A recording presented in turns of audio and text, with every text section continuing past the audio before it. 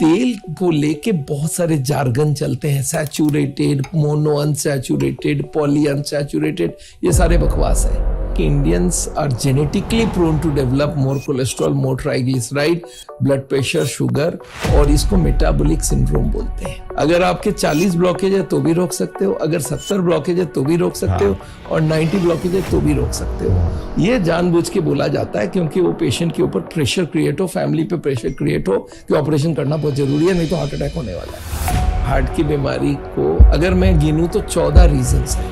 तेल से टेस्ट आता है, ये एकदम गलत बात है। आप सब कोई एक चम्मच तेल लीजिए और मुंह में डाल के टेस्ट देखिए, एकदम जीरो है। आपका एक जादू डाइट है जिससे वेट जादू से कम हो जाता है, तो डाइट क्या है जरा बताना। देखिए बहुत सिंपल सा कंसेप्ट है इसमें, और ऐसा 40 घंटा कर दूं तो हार्ट में हजारों नई ट्यूब खुल जाती है। इसको बोलते हैं नेचुरल बाईपास।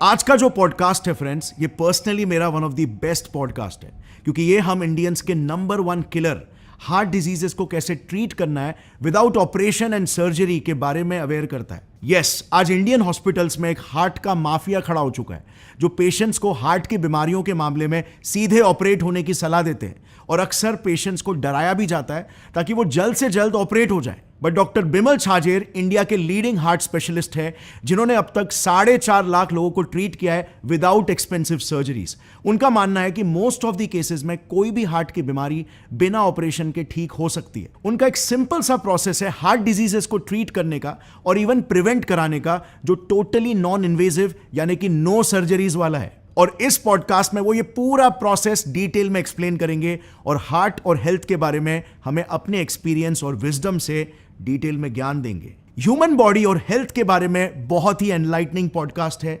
इसीलिए इन बीमारियों को प्रिवेंट करने के लिए आई हाईली सजेस्ट ये पॉडकास्ट आपको अपने पूरे फैमिली के साथ देखना चाहिए। So let's get started.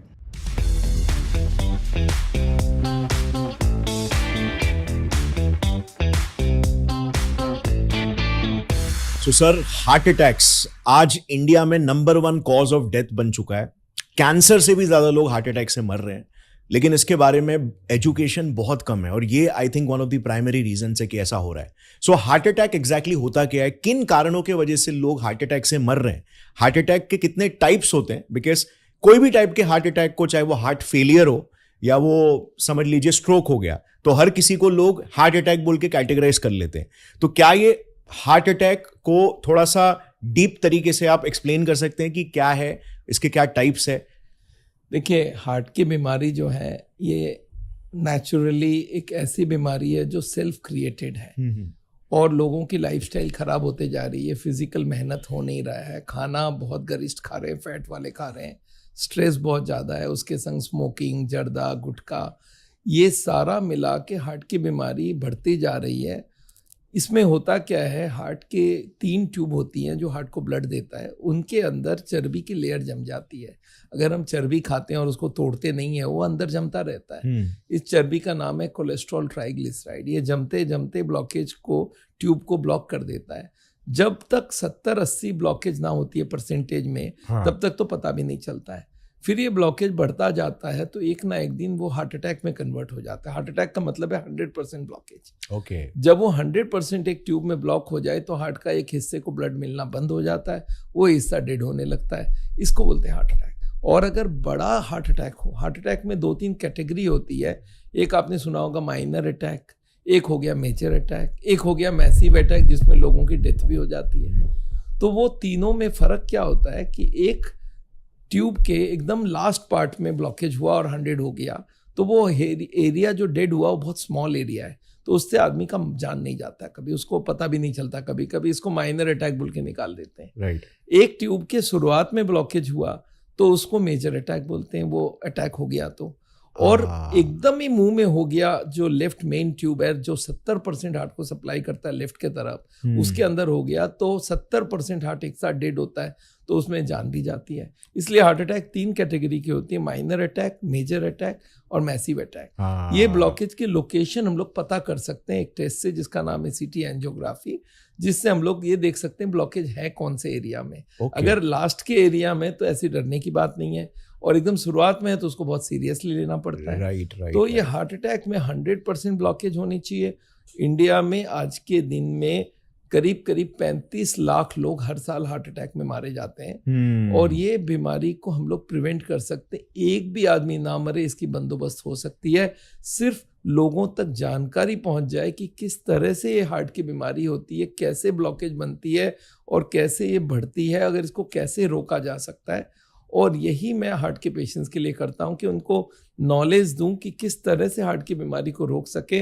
तो अगर वो रोक ले और हार्ट की बीमारी को रिवर्स करें तो ना ही उसकी हार्ट अटैक होगी, ना ही उनको कॉस्टली ऑपरेशंस के लिए जाने की जरूरत पड़ेगी। Right. So sir basically angioplasty हो गया और ये जो अंदर स्टेंट्स घुसाते हैं और फिर ये सारे जो प्रोसीजर्स हो गए, बाईपास सर्जरीज हो गए, ये सारे, तो इन चीज की जरूरत एक्चुअली में देखा जाए तो इतनी नहीं है अगर पहले ही प्रिवेंशन कर लिया जाए तो, राइट? एकदम। हार्ट की बीमारी में जो बीमारी बढ़ रही है वो बीमारी जब तक बढ़ेगा तो ये कभी ना कभी उस स्टेज में आएगा जहां पे वो हार्ट अटैक या एंजाइना का आकार लेगा, राइट। पर अगर लोगों को हम इन एडवांस समझा दें भाई ब्लॉकेज इस तरह से बनती है और इस तरह से ब्लॉकेज बढ़ती जाएगी, तो अगर आप खान पीन रहन सहन बदल लो, वॉकिंग करो, एक्सरसाइज करो, योगा करो और कुछ चीजें जो हम दवाई से कंट्रोल कर सकते हैं वो दे दें, तो हार्ट अटैक होएगी भी नहीं और हार्ट की बीमारी बढ़ेगी नहीं। होता क्या है, जब आदमी हार्ट की बीमारी बढ़ा लेता है और हॉस्पिटल में पहुंचता है तो वहां पे एक प्रेशर होती है उनके तरफ से कि आपकी कंडीशन बहुत खराब है, आपको ऑपरेशन करना पड़ेगा, और आम आदमी वहीं पे फंस जाता है। मैं उनको बोलता हूं जहां पे भी ब्लॉकेज हुई है उसको बढ़ाओ मत, उसको रिवर्स कर लो।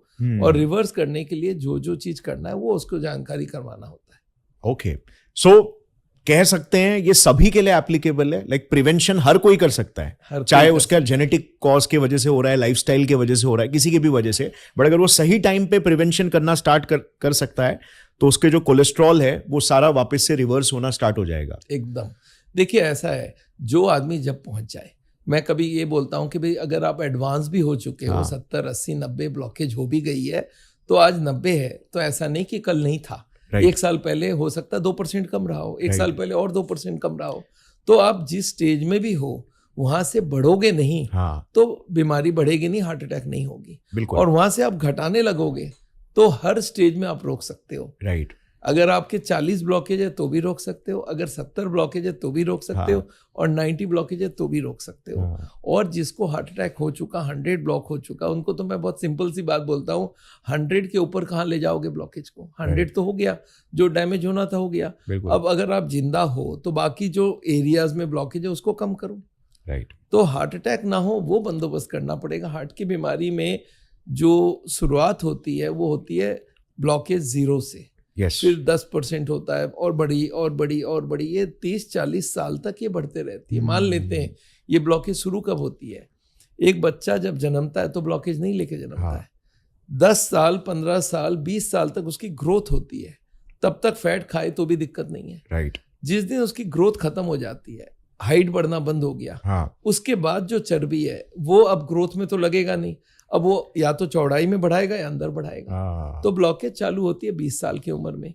आप ब्लॉकेज बढ़ाते जाओ तो पहले 10% लाओगे, 20 लाओगे, 30 लाओगे, 40 लाओगे, अच्छा 70 तक पता भी नहीं चलता है। टिल यू हैव 70 ब्लॉकेज मरीज को कोई तकलीफ भी नहीं होती है। तो 70 तक तो आम आदमी बढ़ता रहता है, उसको पता भी नहीं। जिस दिन चलने में दिक्कत होने लग जाए तो समझ लो 80-70 ब्लॉकेज हो चुका है। तो हार्ट के पेशेंट डॉक्टर के पास 70-80 के बाद ही पहुंचता है, उसके पहले वो पहुंचता ही नहीं है। तो प्रिकॉशंस तो हर वक्त लेनी चाहिए, पर आम आदमी को मैंने ये देखा है जब तक उसकी तकलीफ नहीं होती, हार्ट की बीमारी नहीं होती, तब तक वो कुछ करता नहीं है। But it should be done in advance. So ये ऐसे ही केस है कि आपको एकदम एंड में मालूम पड़ता है जब 70% ब्लॉकेज हो चुका है, और फिर उसके बाद इट्स लाइक कि आपके स्ट्रोक आने के चांसेस सर पे है। राइट। सो अभी अगर अब हम ये पैटर्न देखेंगे ना तो बहुत सारे जो यंगस्टर्स है, तो पहले तो मैंने एक डेटा स्टडी किया था जिसमें कुछ 40 इयर्स से जल्दी भी लोगों को स्ट्रोक्स आ रहे हैं, और वो करीब 30% के आसपास हो चुका है। मतलब 40 इयर्स से भी पहले, क्योंकि एक टाइम था जब हम मानते थे कि चलो ये बुढ़ापे में होने वाली एक चीज है। एक ऐसा भी डेटा देखा था जहां पे गुजरात का ही एक न्यूज है कि 6 महीने में बहुत सारे यंगस्टर्स को हार्ट अटैक्स आए। एक कार्डियोलॉजिस्ट की भी डेथ हुई थी हार्ट अटैक से गुजरात में। राइट।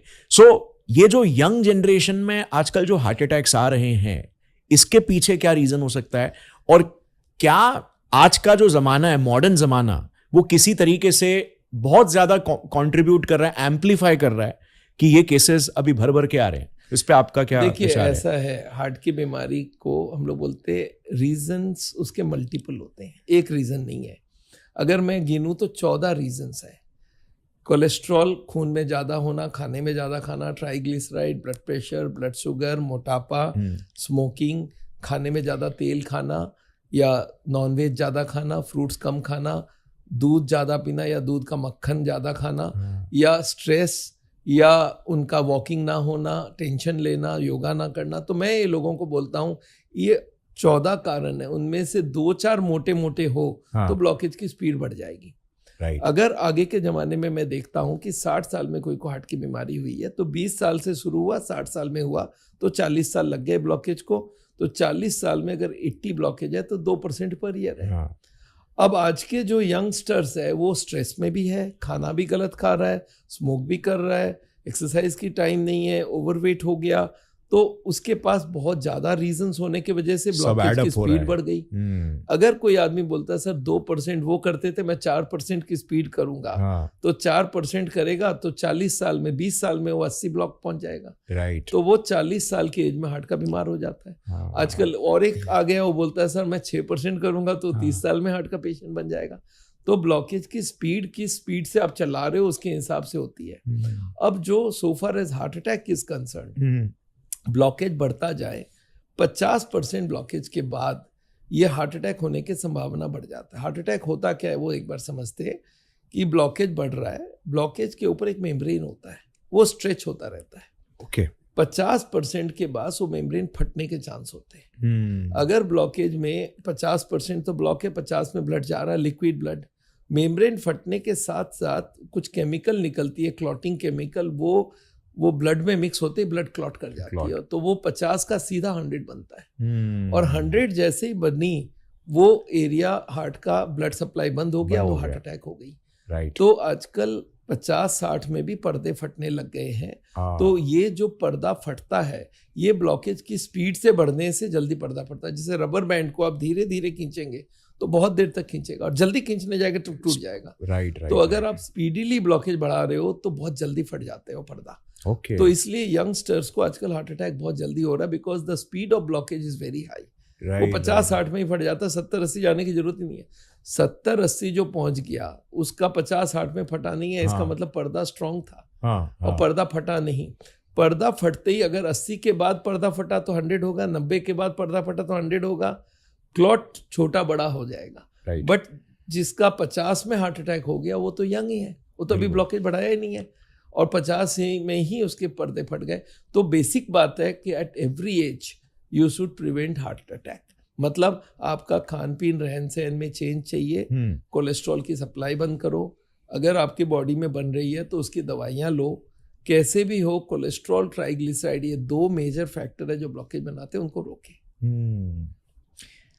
सो बेसिकली 14 फैक्टर्स है, राइट? जैसे आपने कहा कि 14 फैक्टर्स है मोटा मोटा जो कंट्रीब्यूट कर रहे हैं, और 2% अगर ये एक टाइम पे लोगों के बढ़ाते थे तो आज हमारी मॉडर्न लाइफस्टाइल ऐसी हो गई है कि सारी चीजें हम एक साथ कर रहे हैं और किसी का इस पे कोई ध्यान नहीं है, तो एक साथ लोग 10% सीधा बढ़ा रहे हैं। जो काम 50-60 साल में होने वाला था वो अभी 30-40 की उम्र में ही होने लग गया है।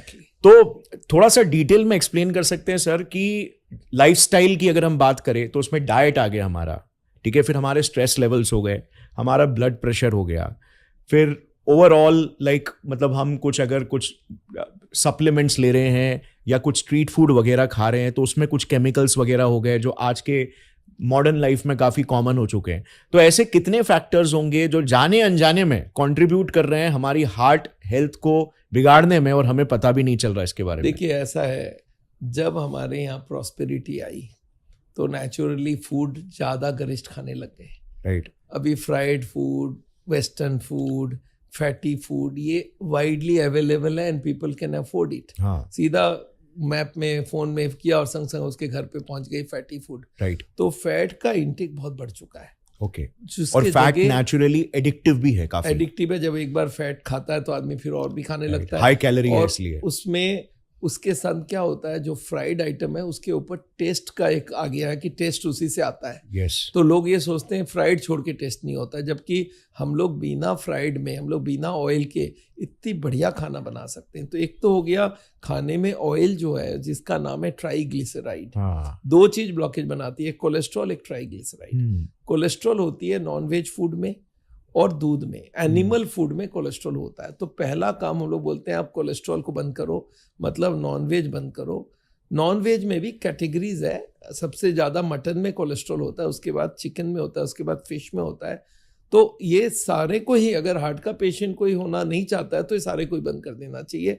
इसके लिए जो भी करना है वो करना पड़ेगा। और हार्ट के पेशेंट को तो हम लोग पूरे ही बंद करवा देते हैं नॉनवेज, क्योंकि कोलेस्ट्रॉल बंद। अच्छा, दूध में भी फैट निकाल देना चाहिए, तो कोलेस्ट्रॉल खत्म हुई। नेक्स्ट हो गया, हाँ, स्किम्ड मिल्क लें, डबल टोन्ड पहले, उससे और ज़्यादा चाहिए तो स्किम्ड मिल्क लें। तो फैट खत्म हो गई, कोलेस्ट्रॉल खत्म हो गई खाने में। अब हो गई ट्राइग्लिसराइड, हो गया तेल। तेल में आप देखेंगे कोई स्वाद नहीं है, आप तेल में उंगली डालिए, मुंह में डालिए, कोई स्वाद नहीं है। राइट। पर तेल से लोगों को लगता है टेस्ट है, टेस्ट है ही नहीं उसमें, मसालों का टेस्ट होता है। मैं मसाले का डब्बा रख लूँ और बोलूँ तेल से खाना बनाओ, बना ही नहीं पाएंगे कोई, उसका टेस्ट ही नहीं आएगा। मसालों का टेस्ट होता है, पर मसाले को हमने सीखा है फ्राई करना है तेल से, और उसको हम लोग पानी से भी फ्राई कर सकते हैं। तो हमने सावल में हमने सिखाया लोगों को किस तरह से खाने को आप पानी से ही मसाले को भून सकते हैं और उसमें कोई भी ट्राइग्लिसराइड नहीं जाएगा। तो ज़ीरो ऑयल कुकिंग, इसके ऊपर हमारी चैनल है जहाँ पे लोग सीख सकते हैं कैसे बिना तेल के खाना बन सकता है। और वो खाना अगर बनाना सीख जाए तो हमारे खाने में ट्राइग्लिसराइड कम हो गई। और ड्राई फ्रूट्स, नट्स जो है जिससे तेल बनती है, वो भी मना करना है। और सीड्स जैसे अलसी है, खसखस है, वो भी तेल बनाता है। तो तेल वाले सारे सामान बंद कर दें, तो ये दोनों करते ही हार्ट की बीमारी आधे हो जाए। और उसके संग अगर स्मोकिंग है, लैक ऑफ एक्सरसाइज है, टेंशन कम करना सीख जाए, मेडिटेशन करे, योगा करे। देखिए, लाइफ सबको जीना है और जितने खराब जियोगे उतना जल्दी बीमारी होगा। एक जमाना था infection was a major reason of heart disease, of death. अब लाइफस्टाइल डिजीज 75% डेथ लाइफस्टाइल से, जिसमें डायबिटीज है, जिसमें ब्लड प्रेशर है, जिसमें खाने हैं, जिसमें स्मोकिंग, टोबैको है। ये सारे बीमारियां लाइफस्टाइल से हो रहा है। इनफैक्ट कैंसर भी लाइफस्टाइल की बीमारी है, पर अभी भी नंबर 1 बीमारी का, डेथ का कारण हार्ट की बीमारी है। और इसको कंट्रोल करने के लिए हमें ये सारे चेंजेस करने पड़ेंगे। स्ट्रेस कम करना पड़ेगा, वजन कम करना पड़ेगा, ये जो 14 फैक्टर वो बोला। और आजकल एक नया फैक्टर और आ गया, वो है पोल्यूशन। ये देखा जाता है शहरों में हार्ट अटैक बढ़ रहे हैं, वहाँ पोल्यूशन बढ़ रहा है। पोल्यूशन से होता है क्या है, कोलेस्ट्रॉल ऑक्सीडाइज्ड हो जाती है, उसमें फ्री रेडिकल जाती है और वो ऑक्सीडाइज करता है, और ऑक्सीडाइज कोलेस्ट्रॉल जल्दी ब्लॉकेज बना देता है। तो ये पोल्यूशन भी एक मेजर कारण आके खड़ा हुआ है हार्ट की बीमारी का। तो अब हम लोग 14 की जगह 15 रीजन बोल सकते हैं आप, और ये 15 को न्यूट्रलाइज करने के बाद ही हम लोग ब्लॉकेज को रोक पाएंगे और उसको रिवर्स कर पाएंगे, और हार्ट अटैक को हम लोग रोक सकते हैं। सो अभी रिसेंटली जब हम वीडियो बना रहे थे AQI के ऊपर ही, एयर क्वालिटी इंडेक्स का इंपॉर्टेंस हर सिटीज़ में, तो एक डॉक्टर की रिपोर्ट हमने सामने डाली थी। उन्होंने कहा था कि आज के टाइम पे जो भी पेशेंट्स उनको आते हैं, एक टाइम था जब most of the patients smokers होते थे, तो जब वो लंग्स खोलते थे तो बेसिकली स्मोकर्स का लंग्स ऐसे ब्लैक हो जाता है। बट आज के टाइम पे 50% ऐसे पेशेंट्स है जो कि जिन्होंने कभी स्मोकिंग नहीं किया है, लेकिन उनको कोई ना कोई लंग की प्रॉब्लम हो गई है, रेस्पिरेटरी प्रॉब्लम हो चुकी है। देखिए, ये लंग्स को हम फिल्टर मानते हैं। हाँ। जो ऑक्सीजन अंदर जाती है उसके संग जितना डस्ट और स्मोक जाता है वो जाके लंग्स में जमा होता है। तो आप समझ लीजिए लंग्स पूरा गंदा हो गया। जैसे एयर कंडीशनर में एक फिल्टर होता है, फिल्टर को उसको आपको धोना पड़ता है, तो आप देखिए उसमें कितने कचरे होते हैं। तो ये लंग्स इज अ फिल्टर, वो सब सारे कचरे वहीं पकड़ा जाता है। और वो हार्ट में जब वो ऑक्सीजन का जो फ्री रेडिकल जाती है, वो ब्लॉकेज की स्पीड बढ़ा देता है। एग्जैक्टली। तो यही कारण है कि शहरों में, बड़े शहरों में, स्पेशली बड़े बड़े शहरों में जहाँ पे ये पोल्यूशन बढ़ रहा है, हार्ट की बीमारी बढ़ रही है। हार्ट की बीमारी। सो 60% कॉजेज, मतलब 60% जो हार्ट की बीमारियां हो रही है, उसमें कुछ कंट्रीब्यूशन पोल्यूशन का भी है। फैट का तो है ही है, पोल्यूशन का भी है। यही कारण है, मैं आपको बता रहा था, मैं दिल्ली से शिफ्ट करके देहरादून गया हूँ। दिल्ली में 480 IQ था, AQI, और अभी वहाँ पे 40 की AQI है हमारी। तो अपने को बचाने का यही है, अब शहर छोड़ो, गांव में जाओ और वहाँ पे नॉन पोल्यूशन में रहो। आजकल इंटरनेट हर जगह, वहीं से बैठ के काम करो। राइट। या फिर अगर आप शिफ्ट नहीं कर सकते तो एटलीस्ट आप मास्क वगैरह कुछ यूज करिए, जहाँ पे अपने एनवायरनमेंट में ऐसा करिए कि डस्ट ना जा पाए। और अपने हाउस में एयर प्यूरिफायर वगैरह ऐसा कुछ लगा सकते हैं। ऐसा लगाएं आप, प्लांट रखाइए जो ऑक्सीजन को, ग्रीनरी से अपने आप को सराउंड करे। तो सर आपने एक बहुत इंटरेस्टिंग बात कही कि लोगों का, स्पेशली इंडियंस की मेंटालिटी ये है कि खाने में या तो ऑयल तो होना ही चाहिए, वरना उसके बिना मसालों में स्वाद नहीं आता, या फिर घी खाना चाहिए। सो हर घर पे माएँ बोलती है अपने बच्चों को कि यार घी डालेंगे तो तंदुरुस्ती बढ़ेगी, ये सारी चीजें। तो इंडियन मेंटालिटी में ये ऑयल और घी का कल्चर एकदम घुसा चुका है। और फिर उसके बाद बहुत सारे कंपनीज है जो मार्केटिंग करते हैं अलग अलग किस्म के ऑयल्स को लेकर, राइट। तो कोई बोलता है कि यार ये राइस ब्रान ऑयल बेस्ट है, कोई बोलता है कि ऑलिव ऑयल बेस्ट है, कोई कंपनी बोलती है कि हमारा जो ये नए टाइप का जो तेल है इसमें पॉली अनसैचुरेटेड फैट्स है, इसमें मोनो अनसैचुरेटेड फैट्स है। तो सर इसमें डिफरेंसेस क्या है, और क्या कोई एक पर्टिकुलर टाइप का ऑयल बेटर है as compare to other one, और उसका हमारे हार्ट पे क्या असर है? देखिए, पहले क्वेश्चंस की बात सोचते हैं कि तेल से टेस्ट आता है, ये एकदम गलत बात है। आप सब कोई एक चम्मच तेल लीजिए और मुंह में डाल के टेस्ट देखिए, एकदम जीरो है। टेस्ट होता है मसालों का। तो ये छोटे से जो महिलाएं खाना बनाती है, आजकल जेंट्स भी खाना बनाते हैं, उनको ये सिखाया गया मसाले को तेल से फ्राई किया जाता है तो उससे टेस्ट आएगा। तो वो एकदम गलत बात है। मसाले को हम पानी से भी फ्राई कर सकते हैं, इसको हम लोग बोलते हैं जीरो ऑयल कुकिंग। ये अगर प्रमोट होगी तो ये तेल जो है, आगे के ज़माने देखिए खाते थे लोग तेल घी, पर 10 किलोमीटर एक गांव से दूसरे गांव पैदल जाते थे, 10 किलोमीटर आते थे, हल चलाते थे, जो तेल घी खाया उसको पचा जाते थे। राइट। अब हमने सारे खत्म कर दिए, जमा हो रहा है, अभी सिर्फ जमा हो रहा है वो। अभी खर्चा करने वाला काम खत्म कर दिया, कोई मेहनत है ही नहीं। सारा दिन एक आदमी सुबह उठता है और बेड टी पीता है और कंप्यूटर और लेके बैठ जाता है, न्यूज़ सुनता है, गाना सुनता है, जो भी है, और खाना खा के ब्रेकफास्ट किया और गाड़ी में बैठ के ऑफिस पहुंचा। ऑफिस में सारा दिन बैठा रहा, शाम को गाड़ी से घर आया, घर पे आके टीवी भी देखा, गप किया, मतलब एक्सरसाइज हो गई खत्म। वो तेल तोड़ेगा कौन? तो वो तेल जमता जा रहा है और उसी से हार्ट की बीमारी बढ़ रही है। तो तेल नहीं चाहिए। अब दूसरा होता है कौन सा तेल अच्छा है। तेल का जो मेडिकल नाम है वो है ट्राइग्लिसराइड्स। आपने सुना होगा, जब भी आप कोलेस्ट्रॉल की रिपोर्ट कराते हो तो बोलते हैं लिपिड प्रोफाइल कराओ, ट्राइग्लिसराइड्स उसमें कोलेस्ट्रॉल नंबर 1 होता है, वो तो नॉनवेज और एनिमल फूड से होता है। और ट्राइग्लिसराइड होता है तेल। अब ये तेल को लेके बहुत सारे जार्गन चलते हैं, saturated, mono unsaturated, poly unsaturated, ये सारे बकवास है। तेल का नाम है ट्राइग्लिसराइड। आपको कभी ऐसा करना हो ये सैचुरेटेड मोनो, आप पैथोलॉजी लैब को रिक्वेस्ट करिए कि सर मेरा ट्राइग्लिसराइड में कितना सैचुरेटेड है, कितना मोनो है, कितना पॉली है, लिख के देना। वो लोग रिफ्यूज कर जाएगा। बोला आप अच्छा उसमें लिख के दो कि ये वाली ऑयल है उसमें तेल, मैं फलाना ऑयल खाता हूँ, उसमें लिख दो ये ऑयल मिला उसमें। बोला सारे ऑयल एक से हैं। याद रखिए जितने तेल है वो सारे एक से हैं। मैं एक एग्जाम्पल दे के समझाता हूँ। एक 3 ग्लास में मैंने पानी डाला, एक बिस्लेरी, एक किनले, एक एक्वाफाइना, और मैंने एक आदमी को बोला इसको टेस्ट करके बताओ कौन सा पानी है। बोलता है सर सेम ही तो है। मैं बोला कोई डिफरेंस तो होगा? बोला कोई डिफरेंस नहीं है। अगर मैं 3 सब्जी बना दूं 3 तेल से और उनको बोलूं खा के बताओ कौन सा सफोला, कौन सा कर्नोला, कौन सा धारा, वो नहीं बता पाएंगे। तो याद रखिए सारे तेल जो है वो बेसिकली ट्राइग्लिसराइड है। अब वो जो सैचुरेटेड मोनोपॉली का हिसाब भी समझा के देता हूं मैं। जो तेल होती है, ट्राई मतलब 3, तो उसमें 3 फैटी एसिड होता है, एक ग्लिसरॉल मॉलिक्यूल होता है, उसमें 3 चेन लग जाती है फैटी एसिड की। Fatty acid chain of carbon.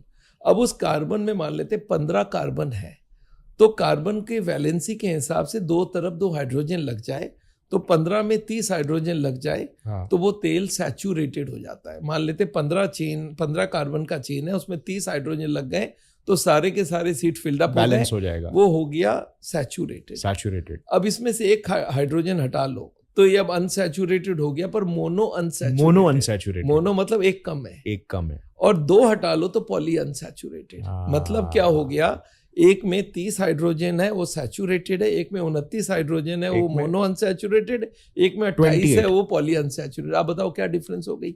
मतलब 3 क्रिमिनल है, एक बोलता है मेरे अगेंस्ट में 30 केस है, एक बोलता है 29 केस है, एक बोलता है 28 केस है। अब आप कौन सा क्रिमिनल को सपोर्ट करोगे, बता दो।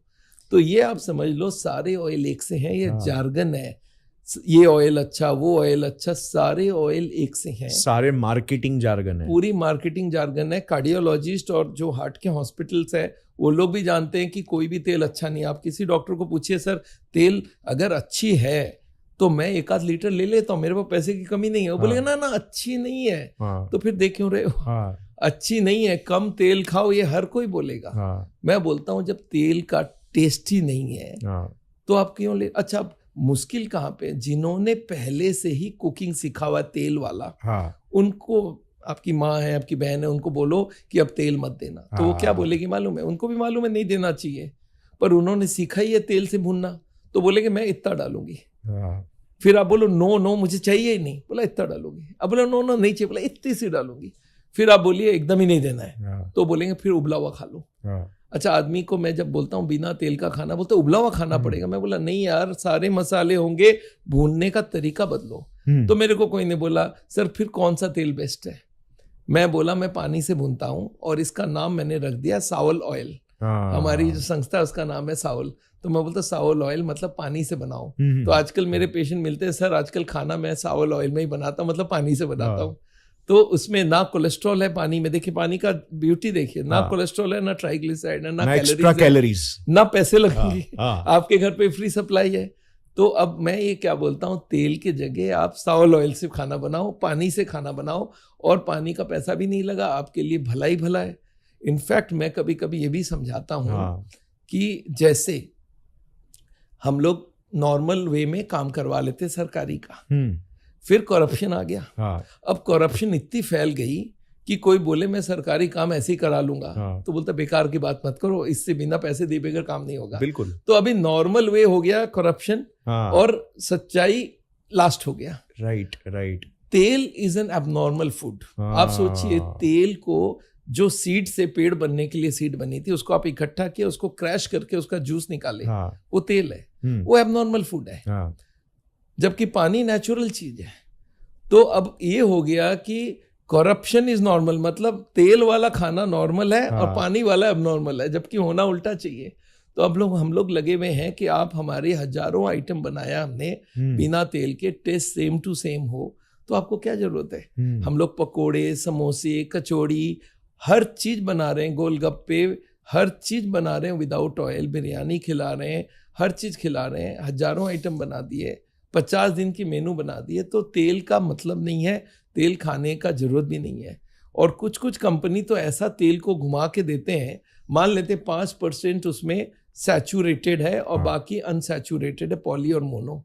वो लोग लिखते हैं 95% सैचुरेटेड फैट फ्री, और सैचुरेटेड हटा के एंड में लिख देते हैं सैचुरेटेड ब्रैकेट में, तो पता ही नहीं चले। तो लोग पढ़ते हैं 95% सैचुरेटेड फैट फ्री, और उसमें कोलेस्ट्रॉल भी नहीं है। देखिए तेल में जानवर से तो बना हुआ है नहीं, कोलेस्ट्रॉल जानवर के खाने में होता है।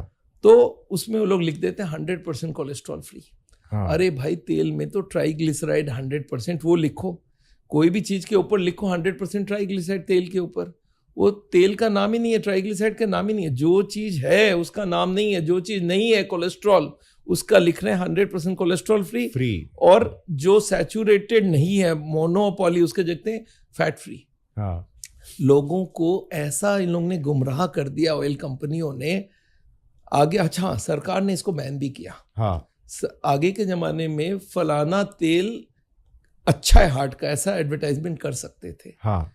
सरकार ने बैन लगा दी कि तेल गुड फॉर हार्ट आप कहीं नहीं लिख सकते। राइट। अब देखिए वो लोग किस तरह से इसको मोड़ देते हैं। एक फिल्म दिख रहा है जिसमें माँ बाप बच्चे सारे मिलके खाना खा रहे हैं, खूब तेल वेल वाला सामान, बड़ा खुश खा रहा है, और उसके बाद उसका फादर हाथ लगाता है यहाँ पे छाती में, तो आप समझ गए उसको हार्ट अटैक हुआ, और संग संग एम्बुलेंस का आवाज, और पी पी पी पी, और आईसीयू में ईसीजी चल रहा है।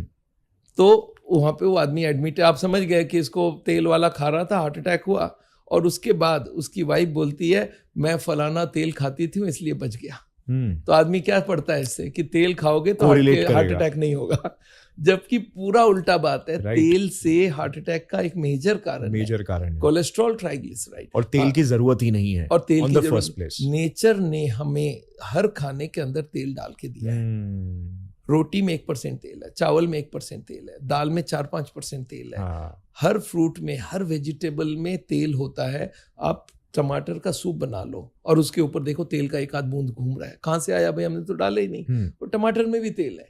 तो हमारे बॉडी की जितनी तेल की जरूरत है वो ऑटोमेटिक आ रहा, बाहर से तेल की जरूरत नहीं है ही नहीं। पर ये पूरा प्रोसेस ऐसा हो गया है और तेल ऐसा मार्केटिंग हो गया है, बड़ी बड़ी कंपनियां खुल गई है, तेल बेचो तेल बेचो। और घी तो और भी खराब है। एक फॉरेनर ने मेरे को पूछ लिया व्हाट इज घी, मैं सोचा कैसे जवाब दूं भाई, सोयाबीन की तेल है, मूंगफली का तेल है। मैं बोला मिल्क ऑयल, बताओ नाउ आई अंडरस्टैंड।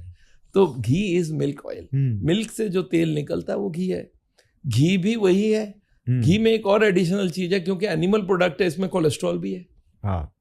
घी में आप नहीं लिख सकते कोलेस्ट्रॉल फ्री, क्योंकि उसमें कोलेस्ट्रॉल भी है, ट्राइग्लिसराइड तो है ही है, उसमें कोलेस्ट्रॉल भी है। तो घी तो डबल मार खाता है। पर क्या हमारे इंडियन कल्चर में घी चलता था तो लोगों को है नहीं पुरानी चीज बहुत अच्छी है तो घी अच्छी है, पर घी में भी कुछ भी नहीं है, वो सेम चीज है ट्राइग्लिसराइड। तो अगर हार्ट की बीमारी आज इतनी बढ़ रही है उसमें से मेजर कंट्रीब्यूशन तेल का है। और जीरो ऑयल खाना अब बहुत जरूरी हो गया है। अगर हार्ट की बीमारी, मोटापा का बीमारी, डायबिटीज, ब्लड प्रेशर से बचना चाहते हैं तो तेल बंद करना बहुत जरूरी है। राइट। सो सर, ये जो तेल का जो कल्चर है अभी ये धीरे धीरे कहीं ना कहीं आपको लग रहा है थोड़ा कम हो रहा है, ये अवेयरनेस अभी तक फैल रही है लोगों में? जबरदस्त हो रही है, बहुत जबरदस्त। मैं अभी जब मैं इसका बिना तेल का किया था, मुझे याद है बहुत सारे लोग बोले थे अरे ऐसे कैसे बनेगा, बट अब मैं ग्रेजुअली ओवर द इयर्स देख रहा हूँ इट्स बिकम सो पॉपुलर। अभी मेरी एक बिना तेल का वीडियो वायरल हुआ है, it has been seen by 37 crore people. तो आप ये समझ लीजिए इंडिया के 37 करोड़ ने वो वीडियो देखा है और उसको फॉरवर्ड किया है, एक दूसरे को शेयर किया है। तो ये जो तेल का काम है ये बंद हो जाना चाहिए। मैं तो अभी सरकार को ये कर रहा हूँ, जैसे आप स्मोकिंग पे, सिगरेट पे टैक्स लगा रहे हो, तेल पे टैक्स लगाओ। तेल को अगर आपको लेना है तो 20 रुपए का जगह 5 रुपए टैक्स और देना पड़ेगा आपको।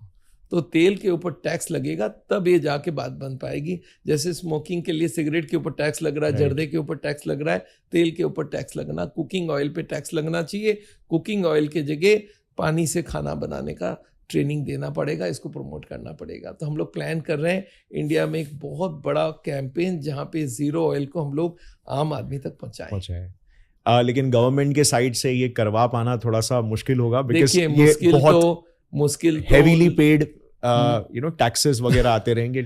ऑयल कंपनीज जायंट्स है, गवर्नमेंट को तो फायदा होने वाला। आज जो टैक्सिंग कर रहे हैं कि भाई तेल के ऊपर टैक्स, वो स्मोकिंग के ऊपर टैक्स किया जा रहा है, जर्दे के ऊपर टैक्स कर रहा है, उससे पैसे तो मिल ही रहे हैं। तो तेल में भी पैसे मिल जाएंगे सरकार को। खाली सरकार के लोगों को ये बात पहुंचाना कि तेल के जगह हम लोग पानी यूज करेंगे तो अननेसेसरी तेल की यूज खत्म हो जाएगी, आधी बीमारियां लाइफस्टाइल वाली खत्म हो जाएगी। तेल में हाई कैलोरी होता है, वो मोटापा करता है। अब तेल बंद कर दीजिए, धड़ाधड़ वजन कम होता रहता है। अच्छा, तो ये भी बहुत सारे लोग शायद रियलाइज नहीं करते होंगे, 1 टेबलस्पून तेल में, किसी भी तेल में 120 कैलोरीज होते हैं। आप समझ लीजिए 1 ग्राम में 9 कैलोरी है। एक चाय का चम्मच 5 ग्राम है, उसमें 45 कैलोरी है। और 15 ग्राम में आप 9 × 15 इतनी कैलोरीज है। आप ये समझ के चल लीजिए कि ये तेल आपका एक खीरा में 100 ग्राम का खीरा इतना बड़ा लेंगे, उसमें 13 कैलोरी है, और वो 10 खीरा के बराबर है 1 चम्मच, 1 टेबलस्पून। अगर आप खीरा से पेट भरते हो, सब्जियों से पेट भरते हो, कितनी कैलोरी कट हो गई, धड़ाधड़ वजन कम होगा। हमारे ये जीरो ऑयल का खाना खा के लाखों ने, करोड़ों लोगों ने वजन कम किया है।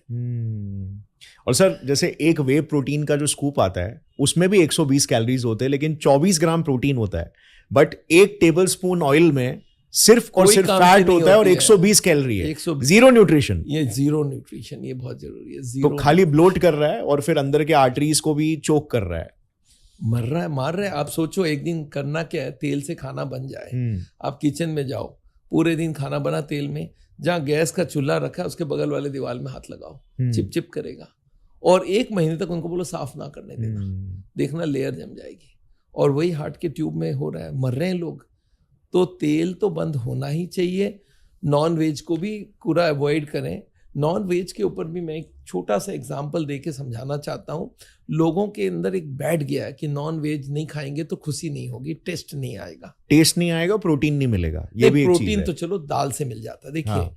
दाल is a very good protein. दाल और नॉन वेज में थोड़ी सी फर्क है। नॉन वेज में हमारे को जो एमिनो एसिड चाहिए 9 तरह का, कंप्लीट चेन वो सारे मिल जाती हैं। हाँ। दाल में एक में ये कमी है, दूसरे में दूसरा कमी है, तीसरे में तीसरा कमी है। अगर आप दाल को मिक्स करके खा लेते हो तो मेकअप हो जाता है।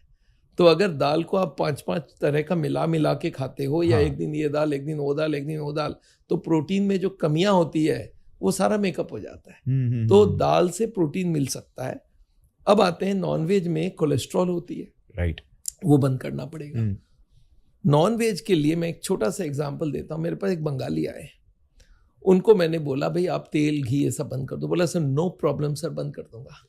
फिर मैंने बोला आप मछली बंद कर देना। बोलता मर जाऊंगा, मोरे जाबो। तो मैं बोला देखो खाओगे तो जरूर मरोगे, उसमें कोलेस्ट्रॉल है, तुम्हारी ऑलरेडी ब्लॉकेज हो चुकी है। तो बड़ा दुखी होके गया। 2 मिनट बाद आके बोलता सर एक बात पूछूं? मैं बोला पूछो।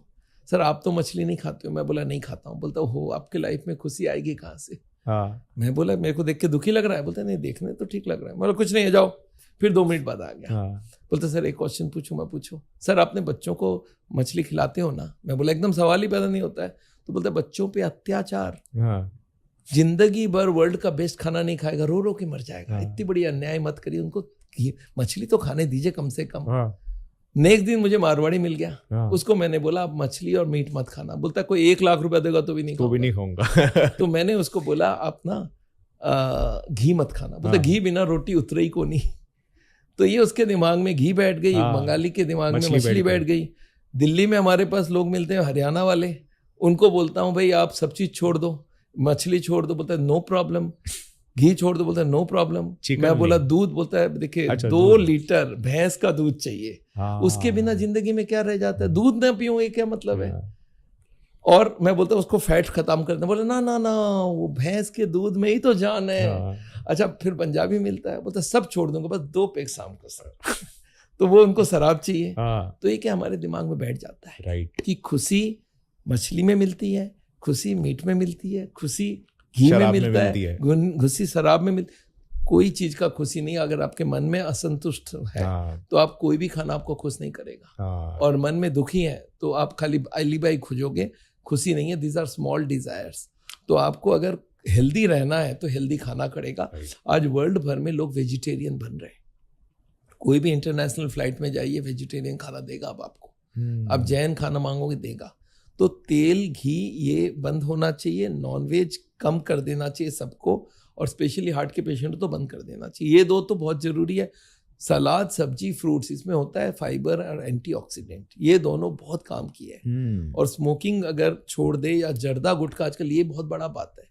जर्दा गुटखा जो है ये ब्लॉकेज बनाता है। खैनी जो है ये ब्लॉकेज बनाता है। तंबाकू इन एनी फॉर्म ब्लॉकेज बनाता है। और करता क्या वो भी समझा देता हूँ मैं। एक सरफेस है, उसमें आपने डस्ट डाला और फू दिया, धूल उड़ गई। उसमें गोंद लगा के धूल डाल दिया और चिपक गई। तो जो लोग स्मोक करते हैं, जो लोग जर्दा गुटखा खैनी ये सब खाते हैं, उनकी ट्यूब अंदर से स्टिकी बन जाती है, उसमें कोलेस्ट्रॉल चिपक जाती है। तो वो ब्लॉकेज की स्पीड को बढ़ा देता है। उसको अगर 60 साल में हार्ट की बीमारी है, अगर वो स्मोक करेगा तो 50 साल में हार्ट अटैक हो जाएगी। और अगर वो हाई ब्लड प्रेशर रखेगा तो 40 साल में हो जाएगा। अगर वो डायबिटीज रखेगा तो और भी कम एज में होगा। ये सब ब्लॉकेज को बढ़ाने का काम करता है। मोटापा, ब्लड प्रेशर, शुगर, ये खुद ब्लॉक नहीं बनाता। शुगर ब्लॉकेज में नहीं जमती है, जमती है कोलेस्ट्रॉल, ट्राइग्लिसराइड। इनको मदद करते ये 4-5 लोग। तो अगर ये सपोर्टर, जैसे एक ने खून किया और उसके एक्म्प्लिस ही ये लोग हैं। हार्ट अटैक किया, वो आदमी को मारा, उसको हेल्प कौन किया? Blood pressure, sugar, smoking. तो ये सबको कंट्रोल करना पड़ेगा, तब जाके बात बनेगी। सर शुगर भी एक बहुत बड़ी प्रॉब्लम हो गई है आज के मॉडर्न लाइफस्टाइल में। हर चीज में शुगर होता है, राइट? और शुगर एक एडिक्शन भी है। तो शुगर एग्जैक्टली कैसे कंट्रीब्यूट कर रहा है ये इसमें जरा बता अगर सकते हैं हमारी ब्लड शुगर ज्यादा रहती है, और मैं आपको बता दूं इंडिया को बोलते हैं diabetic capital of the world, इतने डायबिटिक हो गए। इसका मेजर कारण है stress, lack of physical activity. India में एक होता है सेंट्रल ओबेसिटी, पेट मोटा होता है, पेट में ज्यादा फैट होता है, तो ये सारा डायबिटीज का कंट्रीब्यूशन है। और शुगर अगर ब्लड में ज्यादा होता है तो ये एक काम करता है जिसको बोलते हैं माइक्रो एंजियोपैथी। माइक्रो एंजियोपैथी का मतलब है छोटे छोटे ट्यूब जितने बॉडी में है सब में वो एंजियोपैथी कर देता है। पैथी मतलब बीमारी, एंजियोपैथी मतलब छोटे छोटे ट्यूब की बीमारी। उससे ब्लॉकेज होती है, उससे आँख खराब होती है, उससे किडनी खराब होती है, उसमें नर्व में न्यूरोपैथी होती है। तो ये डायबिटीज पूरे बॉडी को खोखला कर देता है। और डायबिटीज अगर कंट्रोल करना है तो आपको वही हार्ट के लिए जो करना है सारा काम करना पड़ेगा। वॉक करना है, योगा करना है, स्ट्रेस कम करना है, फ्रूट्स ज़्यादा खाना, वेजिटेबल ज़्यादा खाना, तेल ही बंद करना है। और एक्स्ट्रा आपको करना पड़ेगा शुगर बंद करो, जो मिठास है उसको बंद करना पड़ेगा, जिससे शुगर का। मैं चाइना गया, वहाँ चीनी मिलता ही नहीं है, कहीं पे नमक मिलता नहीं है। बताइए, नमक ढूंढो तो मिलता नहीं है। वो लोग नमक और चीनी दोनों बंद कर चुके हैं। उनके वहाँ अलग प्रॉब्लम, वो मीट खूब खाते हैं। पर वहाँ पे मैं आइसक्रीम एक दिन खाया था, उसमें चीनी नहीं है। मैं बोला ये कैसा आइसक्रीम है? बोला सर यहाँ चीनी नहीं मिलता है। रेस्टोरेंट में बोला मुझे नमक चाहिए, इंडियंस को नमक का है, तो ढूंढ ही नहीं पाए, बोलते हैं रेस्टोरेंट में नमक ही नहीं है। मैं बोला यार, तो ये क्या हमारे मन की है। पर शुगर अगर आपको कंट्रोल करना है तो नेचुरली शुगर खाना बंद करना पड़ेगा। और आप वॉक करिए, एक्सरसाइज कीजिए, जो हार्ट के लिए करना है वही। देखिए 4 बीमारी है जिसको हम लोग बोलते हैं आपस में कजन भाई लोग हैं। एक है हार्ट की बीमारी और 3 उसके छोटे भाई लोग हैं। एक है ब्लड प्रेशर, एक है डायबिटीज, एक है मोटापा। तो ये तीनों चारों एक साथ चलते हैं। और तीनों चारों का ट्रीटमेंट एक ही है, वही जीरोल, वही वॉकिंग, वही योगा, वही स्ट्रेस मैनेजमेंट। ये सारे एक ही 14 चीजों को इम्प्रूव करना, 14 चीजों को ये 4 मिलके मेन कंट्रोल करता है। और बाकी इनको फिर कंट्रोल करने वाले फैक्टर्स को कंट्रोल करना पड़ेगा। सर अभी अगर हम बात करें नॉनवेज की, तो आपने कहा कि नॉनवेज को हो सके जितना हो सके छोड़ना चाहिए, अवॉइड करना चाहिए। तो इसके पीछे मेजर रीजन ये है कि इसमें बेसिकली सैचुरेटेड फैट्स होते हैं, इसमें कोलेस्ट्रॉल होता है, राइट? तो कोलेस्ट्रॉल ये डायरेक्टली फूड से आपका बॉडी एब्जॉर्ब कर रहा है। तो इसके अलावा और कोई रीजन है कि मतलब नॉनवेज? देखिए कोई भी जानवर से बना हुआ खाना ना हो उसमें कोलेस्ट्रॉल नहीं होता है। मैंने आंख मिच के आप तेल में बोल सकते हैं कोलेस्ट्रॉल फ्री, पानी को बोल सकते हैं कोलेस्ट्रॉल, और वो मार्केटिंग के लिए यूज किया जाता है। right? और रोटी में कोई कोलेस्ट्रॉल नहीं होता है। जो भी चीज प्लांट से बना है उसमें कोलेस्ट्रॉल होता ही नहीं है। तो उसमें ट्राइग्लिसराइड्स हो सकता है, उसमें ट्राइग्लिसराइड हो सकता है, कोलेस्ट्रॉल नहीं होता। कोलेस्ट्रॉल नहीं होगा। कोलेस्ट्रॉल हमारी बॉडी में भी बनती है। अगर आपके खून में 100 कोलेस्ट्रॉल है, उनमें से 70 लीवर बनाता है और 30 हम लोग खाने में लेते हैं फूड से। तो खाने वाला तो हम खत्म कर दें। हार्ट की बीमारी का वो 30% तो खत्म कर दिया। लीवर में कुछ लोगों की जेनेटिक होती है, उनका 70 नहीं बनता, 170 बनता है। और इंडिया में ऐसे लोग हैं जिनके परिवार में हार्ट की बीमारी है, उनके सारे मेंबर्स को हम बोलते हैं कोलेस्ट्रॉल चेक करो। 130 से 200 तक की रेंज लिखी होती है। अगर आप 170 के ऊपर हो, 150 के ऊपर हो तो ब्लॉकेज बढ़ा रहे हो। तो अगर आप 200 हो तब तो आप डेफिनेटली हार्ट अटैक में आगे जाओगे। तो कोलेस्ट्रॉल को 130 ला के रखना चाहिए। तो अगर कोई की फैमिली हिस्ट्री है हार्ट की बीमारी का, इसका मतलब है उनके लीवर में डबल कोलेस्ट्रॉल बनती है। वो खाना में ना भी खाए तो भी हार्ट अटैक हो सकता है। तो बहुत सारे लोग बोलते हैं मैं तो वेजिटेरियन हूँ, मुझे हार्ट अटैक कैसे हो गया, मेरा कोलेस्ट्रॉल ज्यादा कैसे? अरे भाई, आपके लीवर बना रही है कोलेस्ट्रॉल, जेनेटिक होता है, जेनेटिक है। वो फिर हम दवाई देके कंट्रोल कर देते हैं। हमारे एलोपैथी में स्टैटिन ग्रुप्स हैं और अब नए नए ग्रुप भी आ गए हैं। एक तो कोलेस्ट्रॉल की ऐसी इंजेक्शन आ रही है, वो 6 महीने तक आपकी कोलेस्ट्रॉल बढ़ने नहीं देगी। एक इंजेक्शन लगाओ, 6 महीने तक कोलेस्ट्रॉल बंद। तो सर एक ड्रग है एज़ेटिमाइब करके, वो भी काफी हद तक फूड से लिया हुआ कोलेस्ट्रॉल को ब्लॉक करता है, राइट? वो क्या करता है, हमारे इंटेस्टाइन से कोलेस्ट्रॉल एब्जॉर्प्शन को उसको रोक देता है। एग्जैक्टली। तो जो आपके लीवर से जो कोलेस्ट्रॉल बाइल्स में सिक्रीट होती है उसको रीअब्जॉर्ब नहीं होता, तो कोलेस्ट्रॉल निकल जाती है। तो आजकल स्टैटिन के संग इजिटीमी भी दवाई दी जाती है, उससे कोलेस्ट्रॉल डबल कंट्रोल हो जाता है। राइट। और स्टैटिन्स का क्या सीन है? क्योंकि बहुत सारे डॉक्टर्स ये बोलते हैं, मतलब ये कंट्रोवर्शियल है, बहुत सारे डॉक्टर्स ये बोलते हैं कि अर्ली स्टेजेस से ही अगर लोग लेना स्टार्ट कर सकते हैं, जिनको बहुत ही अर्ली स्टेज के सिम्टम्स दिख रहे हैं, इवन लाइक 50-60% ब्लॉकेज से भी पहले अगर लेना स्टार्ट कर दे तो वो हर किसी के लिए लीगल होना चाहिए, मतलब प्रेस्क्रिप्शन की जरूरत नहीं होना चाहिए? एक्चुअली मैं आपको बता दूं, देखिए जेनेटिक केसेस में आप आप बहुत ज़्यादा नॉनवेज खा रहे हो। बांग्लादेश में मेरे 3 क्लिनिक है, ढाका, चिटागांव और सिलेट। राइट। वहाँ पे लोग एक दिन में 3 बार मीट खाते हैं, ब्रेकफास्ट में, लंच में, उनका स्टेपल ही है। पूरे वीक में 21 बार मीट खाते हैं। ओहो। वहाँ पे हार्ट की बीमारी हम लोग से डबल है। आप चले जाइए कलकत्ता के किसी भी हार्ट हॉस्पिटल में, बेंगलोर के किसी हार्ट में, चेन्नई में बांग्लादेशी भरे हुए हैं। वो सब हार्ट की बीमारी है, वो लोग खाने से है। जेनेटिक जो है वो नहीं भी खाएगा तो भी हाई रहेगा कोलेस्ट्रॉल।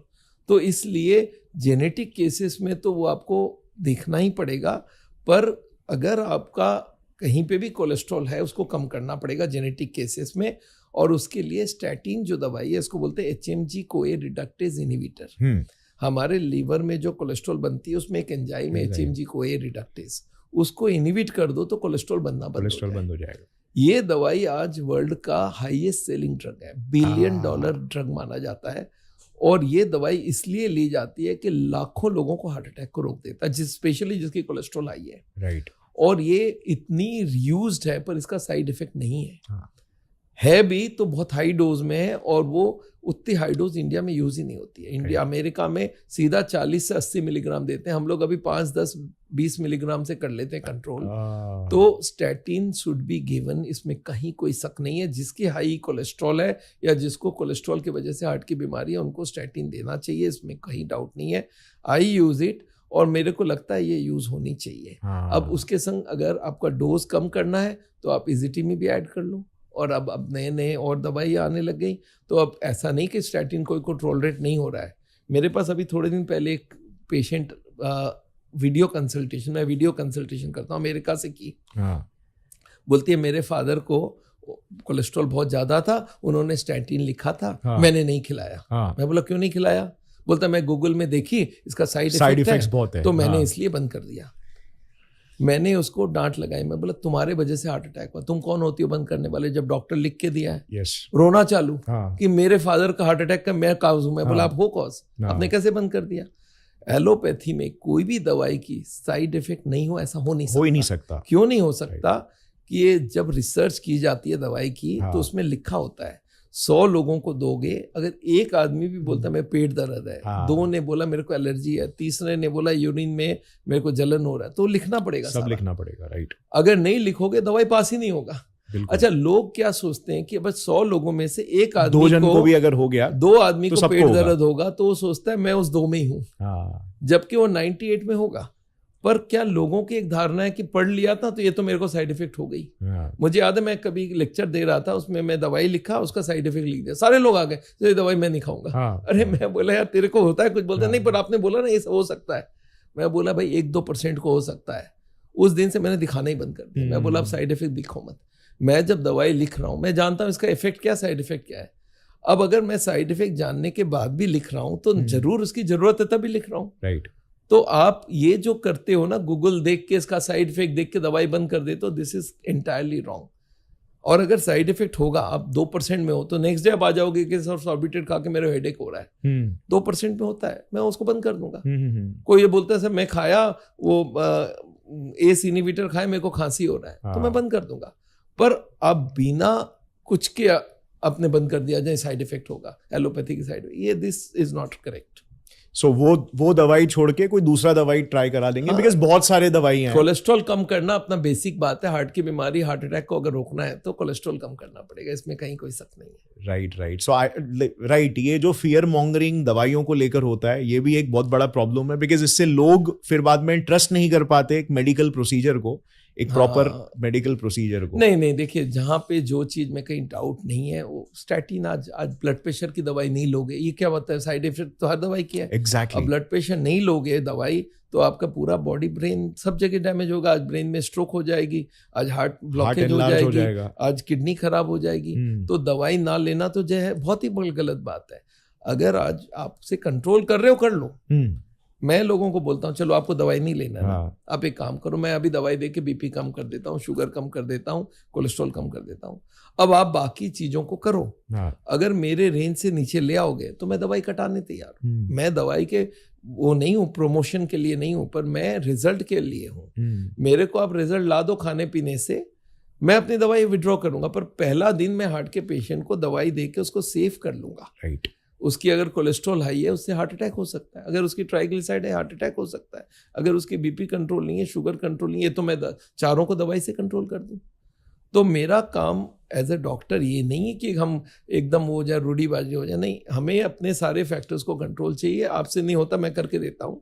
और बाकी एफर्ट लगाओ, आप कम करोगे। मेरे हजारों लोगों के हम बीपी की दवाई बंद कर दी है, शुगर की दवाई बंद कर दी है, क्योंकि उनका बेटर कंट्रोल आने लगा।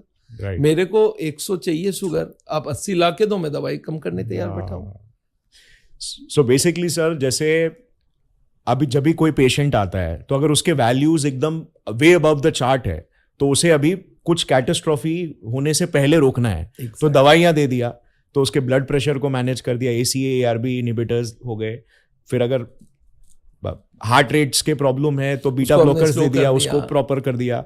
फिर उसके बाद अगर कोई दूसरा प्रॉब्लम है तो उस पर्टिकुलर दवाई देके उसको कंट्रोल में ला दिया। बट इन द मतलब ये टेम्पररी सोल्यूशन है। एग्जैक्टली। लॉन्ग रन में वो 14 चीजों पर काम करना स्टार्ट करना है, तो और फिर जैसे वो चीज कम पड़ेगी। हाँ, फिर जैसे वो चीजों में इंप्रूवमेंट आने लग जाए तो दवाइयों को धीरे धीरे करके साइडलाइन कर देना है। मेरा काम है कि पहले दिन सेव करो पेशेंट को। आज उसको बोला गया कल हार्ट अटैक हो सकता है, वो ना हो उसका बंदोबस्त कर देना। राइट। मैं बोलता हूँ देखो मेरे साथ चलोगे, मैं दवाई दे देता हूँ, एक एक चीज कंट्रोल कर देता हूँ, और बाकी आपको खाने में जो चेंज चाहिए वो मैं बता दिया हूँ, ये कर लो, कल से वॉकिंग शुरू करो, कल से योगा शुरू करो, स्मोक कर रहे हो तो बंद करो, जर्दा खा रहे हो बंद करो, फ्रूट ज्यादा खाओ, और ये सब करके ही आपका बीमारी ठीक हो जाए। राइट। रिवर्स हो जाए ब्लॉकेज। तो फिर क्यों आप ये ऑपरेशन के चक्कर में हो, क्यों? और बाईपास एंजियोप्लास्टी करने के बाद भी आपको ये सब करना पड़ेगा, नहीं तो वो बंद होने वाली है। बिल्कुल। तो सर आई थिंक बहुत ही ब्रिलियंट सोल्यूशन है कि एक तरफ हम नेचुरल मेथड्स और एकदम रूट कॉज पे जा रहे हैं और उसको फिक्स कर रहे हैं, फिर सेकेंड लाइन ऑफ ट्रीटमेंट में हम ये जो एलोपैथिक ड्रग्स है इनको बना रहे हैं। तो दोनों के एक सिनर्जेटिक इफेक्ट से ये प्रॉब्लम आराम से सॉल्व हो सकता है कि सर्जरी की जरूरत ही ना पड़े। मेरे प्रोसेस में बोलता हूँ 3 लोग इंपॉर्टेंट है। एक फैमिली जो खाना पीना ठीक दे, दूसरा पेशेंट जो वॉकिंग, योगा, स्मोकिंग बंद करे, अल्कोहल बंद करे, तीसरा मैं डॉक्टर जो बाकी चीज़ों को कंट्रोल कर दे, ब्लड को पतला कर दे, एंजाइना कम कर दे, कोलेस्ट्रॉल, ट्राइग्लिसराइड, बीपी, शुगर को आज के दिन कंट्रोल कर दे। अब पेशेंट मेरा सेफ हो गया, अब उसके बाद उसके हार्ट अटैक नहीं होगा, ये बात पक्की हो गई। अब इसके बाद और एडिशनल कोई ट्रीटमेंट है तो हम लोग नेचुरल बाईपास भी कराते हैं, डिटॉक्स भी कराते हैं। पर मैं बोलता हूँ बॉडी को छेड़े बिगर जो काम हो वो कर लो, बॉडी काटो मत। बॉडी को काटोगे वो बॉडी अननेचुरल हो गया, नेचर के संग छेड़खानी ना करो, ये अच्छा है। राइट। सो अभी सर बात करते हैं जैसे ब्लड प्रेशर का। फॉर एग्जाम्पल ब्लड प्रेशर भी एक बहुत बड़ा कॉज है, one of the major cause है जिससे हार्ट अटैक ट्रिगर होता है। बहुत सारे लोगों के ब्लड प्रेशर वैल्यूज ऊपर नीचे होते हैं, उनको पता भी नहीं होता है। थ्रू आउट द लाइफ उनका ब्लड प्रेशर हाई रहा हुआ होता है और उनको बहुत सारी प्रॉब्लम्स हो रही है। ठीक है, शरीर पे अलग अलग प्रॉब्लम्स हो रहे हैं, उनको तनाव हो रहा है, हाइपरटेंशन, ये सब चीजें हो रही है। तो ब्लड प्रेशर एग्जैक्टली कैसे अफेक्ट करता है हार्ट हेल्थ को? मैं बताऊं, ब्लड प्रेशर हमारा 120 सिस्टोलिक और डायस्टोलिक 80 होनी चाहिए। बहुत सारे लोगों की धारणा है उम्र के संग ज्यादा हो तो मैं तो 100 साल में 200 देना होगा मुझे। तो ये उम्र का कोई चक्कर नहीं है, हर उम्र में 120 ही होना चाहिए। ओके। हमारी जो ट्यूब बनी होती है ना वो 120 प्रेशर के हिसाब से बनी है। ओके। आप उसमें 140 का धक्का मारोगे तो वो डैमेज होगा, और डैमेज जहाँ पे खुरदरा हो गया वहाँ कोलेस्ट्रॉल ज्यादा पकड़ लेगा। अच्छा, डिपॉजिट होने लगता है। तो आप अगर ब्लड प्रेशर कंट्रोल नहीं रखोगे तो हार्ट की बीमारी को बढ़ावा दे रहे हो। और उसके बाद ब्लड प्रेशर से किडनी खराब होता है, आंख खराब होती है, ब्लड प्रेशर से ब्रेन में पैरालिसिस होती है, स्ट्रोक होती है। तो ये सारा तो ब्लड प्रेशर का साइड इफेक्ट है ही। अगर आप ये ब्लड प्रेशर को कंट्रोल नहीं करोगे तो मेरा एम है 120-80 ला दो, नीचे वाली उससे भी कम हो दिक्कत नहीं है, ऊपर वाली 120-110 रहे तो बेस्ट है। अब इसके लिए क्या क्या करना चाहिए वो सोचते हैं। पहला, ब्लड प्रेशर का सबसे बड़ा कारण है स्ट्रेस को कम करना बहुत जरूरी है। उसके लिए हम लोग योग एडवाइस करते हैं, उसके लिए हम एनालिटिकल चेंजेस समझाते हैं कि स्ट्रेस को कैसे कम हो। उसके संग वॉक करो, उससे भी, वॉकिंग से बीपी कम होती है। वजन 10 किलो कम कर दिया तो आपके आधी दवाइयाँ हो जाएगी कम। और अगर आप इसके साथ नमक कम कर लेते हो, बहुत सारा फ्रूट्स और वेजिटेबल खाते हो, तेल घी बंद करते हो, नॉनवेज बंद करते हो, तो ऐसे ही ब्लड प्रेशर कंट्रोल हो जाती है। ओके। तो ब्लड प्रेशर में ये भी एक मिथ है, एक बार दवाई शुरू हो गया जिंदगी भर चलेगी। राइट। ये भी गलत बात है। और एक बार और समझा दूं, कभी ये ब्लड प्रेशर की गोली हो, शुगर की गोली हो, कोलेस्ट्रॉल की गोली हो, ये एक ही दिन काम करता है, इस बात को आपको मालूम होना चाहिए। मैं एक बार समझाना चाहता हूँ गोलियां कैसे काम करती है। एक एलोपैथी की टैबलेट आप मुंह में डाले, स्टोमक में गया, इंटेस्टिन में गया, ब्लड में गई, हाँ। 1 घंटे में ब्लड में पहुंच गया। हाँ। मान लेते हैं हमने ब्लड प्रेशर कम करने के लिए दिया था, हाँ। वो ब्लड प्रेशर कम कर दिया। हाँ। अब वो दवाई ब्लड में है, ब्लड के संग सर्कुलेट करेगा पूरे बॉडी में, किडनी के थ्रू जाएगा। हाँ। किडनी का काम है डिटेक्ट करना कौन सी फॉरेन केमिकल अंदर है। किडनी उसको पकड़ लेता, भाई कौन हो तुम, वो बोलता है मैं दवाई हूँ, केमिकल हूँ, बोला बाहर निकलो। किडनी उसको 8 घंटे में अगर निकाल दिया, तो 8 घंटे बाद दवाई का असर खत्म। तो ऐसी दवाई जो 8 घंटे में खत्म होता है, हम लोग को मालूम होता है 8 घंटा चलेगा, तो हम 3 बार लिखते हैं। राइट। जब 12 घंटे में खत्म होती है तो हम 2 बार लिखते हैं। जो 24 घंटा चलते हैं हम 1 बार लिखते हैं। जब हम लिख के देते हैं 1 दिन का 1 गोली, तो इसका मतलब 24 घंटे बाद उस दवाई का असर खत्म है। अगर आप नेक्स्ट दिन नहीं लेते हो तो दवाई का असर खत्म है, बीपी बढ़ जाएगी। तो लोग क्या बोलते हैं, सर मैं ना जब लेता हूं तब कंट्रोल रहता है, जब बंद करता हूं बढ़ जाती है। अरे यार तो नहीं है।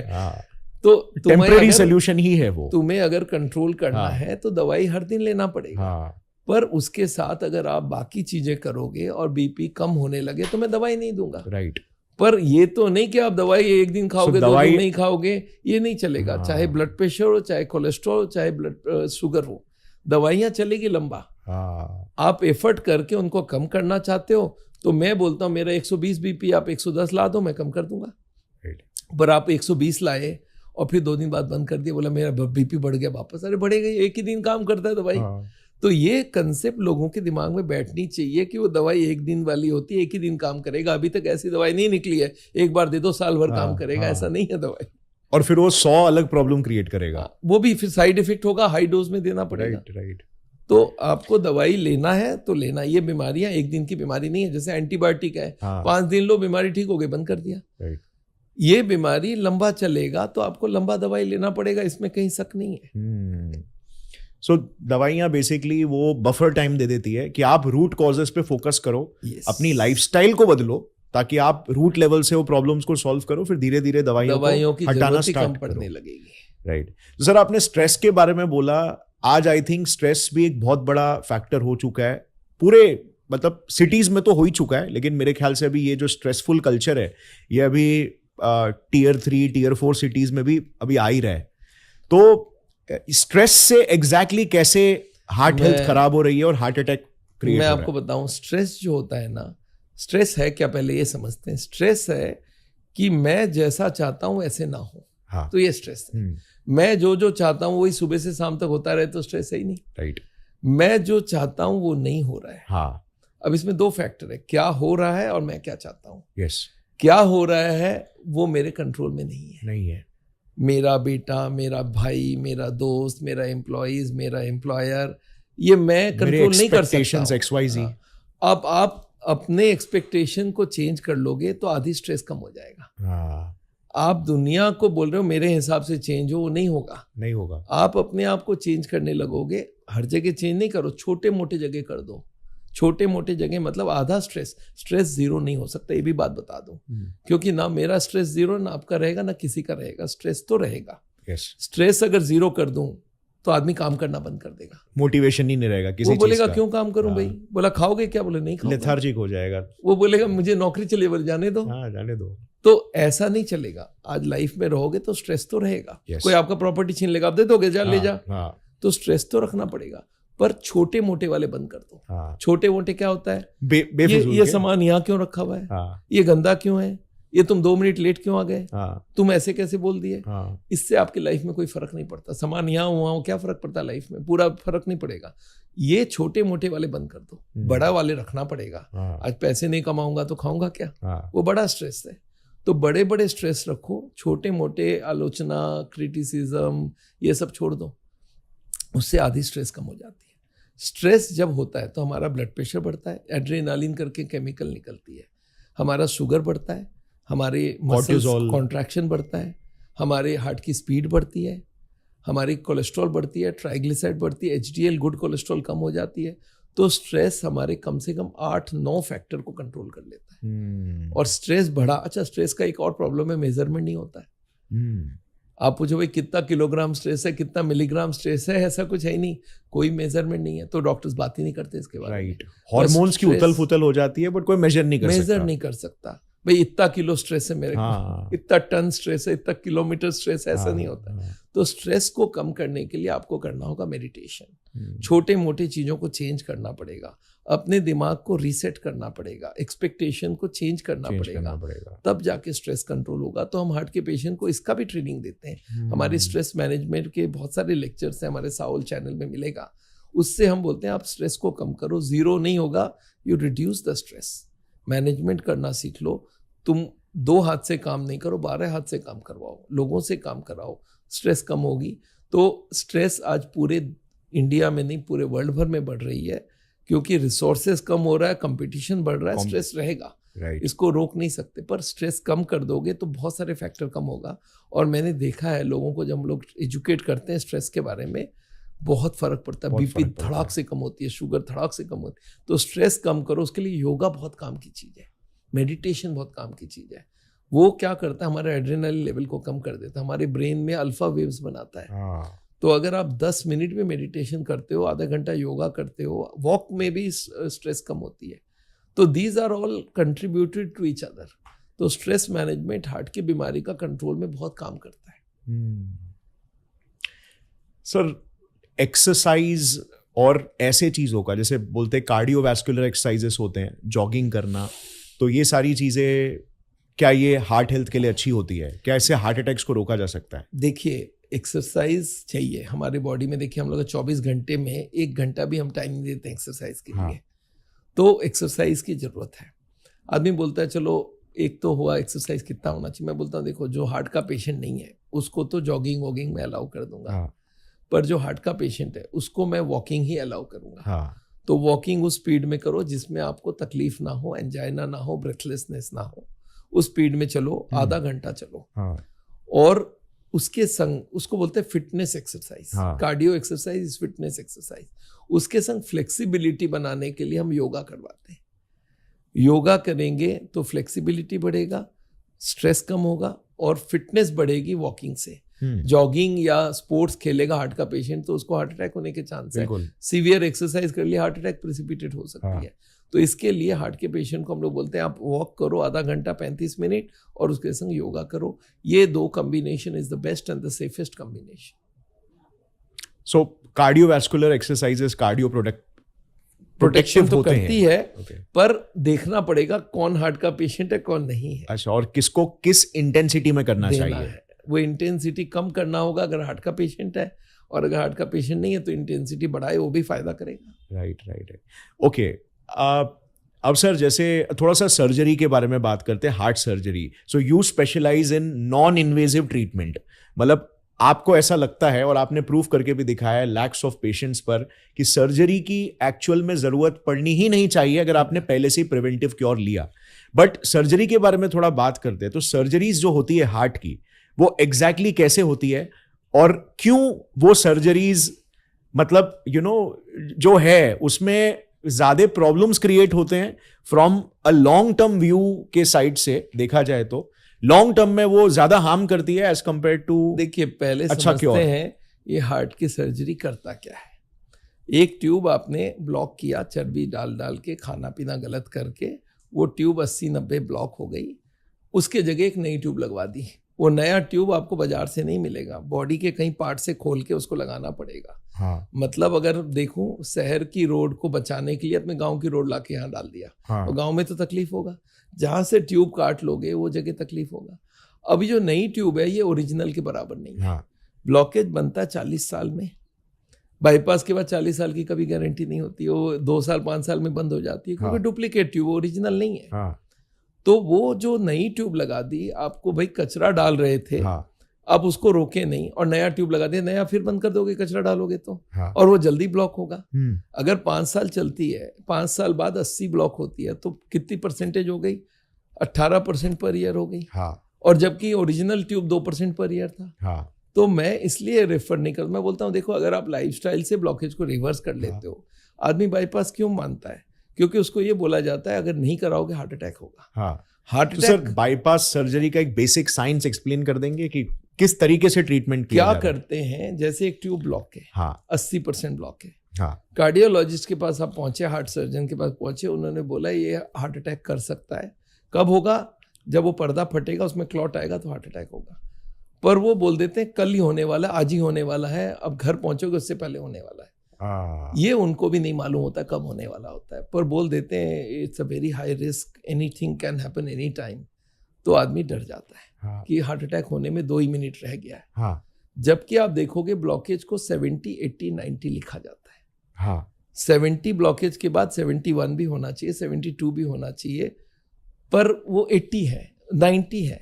ये फिगर से एबनॉर्मल है, हो ही नहीं सकता। एक ब्लॉकेज 70 में, 80 में, 90 में कैसे संभव है? भाई 71 भी हो सकता है। तो ये रफ फिगर होता है 70, 80, 90। पर डॉक्टर एक श्योर बोलता है कि हार्ट अटैक होने में 2-4 मिनट ही रह गए। ये जानबूझ के बोला जाता है क्योंकि वो पेशेंट के ऊपर प्रेशर क्रिएट हो, फैमिली पे प्रेशर क्रिएट हो कि ऑपरेशन करना बहुत जरूरी है, नहीं तो हार्ट अटैक होने वाला है। अब उस बात से वो मान जाता है। अब डॉक्टर को बाईपास में करना क्या है? पहले 2-3 जगह बाईपास करेंगे तो 2-3 जगह से ट्यूब काटना पड़ेगा। हाथ से काटेंगे, पैर से काटेंगे, बाजार से नहीं मिलेगा ये ट्यूब। अब इसको डालने के लिए चेस्ट को काटना पड़ेगा, इसको खोलना पड़ेगा। अब हार्ट ऐसे मूव कर रहा है, उसमें स्टिचिंग प्रॉब्लम है, तो हार्ट को रोकना पड़ेगा। एक मशीन से पूरे बॉडी को चलाना है, उसमें वो ऑपरेशन होगा। अब वो जो नई ट्यूब लगेगी वो कितने दिन चलेगा उसका भी भरोसा नहीं है। और जिस वक्त ऑपरेशन हो रहा है, मशीन से पूरा बॉडी चल रहा है, उसका ब्रेन को डैमेज होता है, पूरे बॉडी को डैमेज होती है। और जो कटिंग हुई है वो कभी वही का वही नहीं होता है। मैं लोगों को बोलता हूँ नेचर को छेड़खानी से पहले एक बात सोचो, नेचर को वैसे का वैसा बना सकोगे? एक फूल को तोड़ देता हूँ, आप लगा के दिखा दो। एक अनार के दाने को खोल लो, फिर से पैक करके दिखा दो।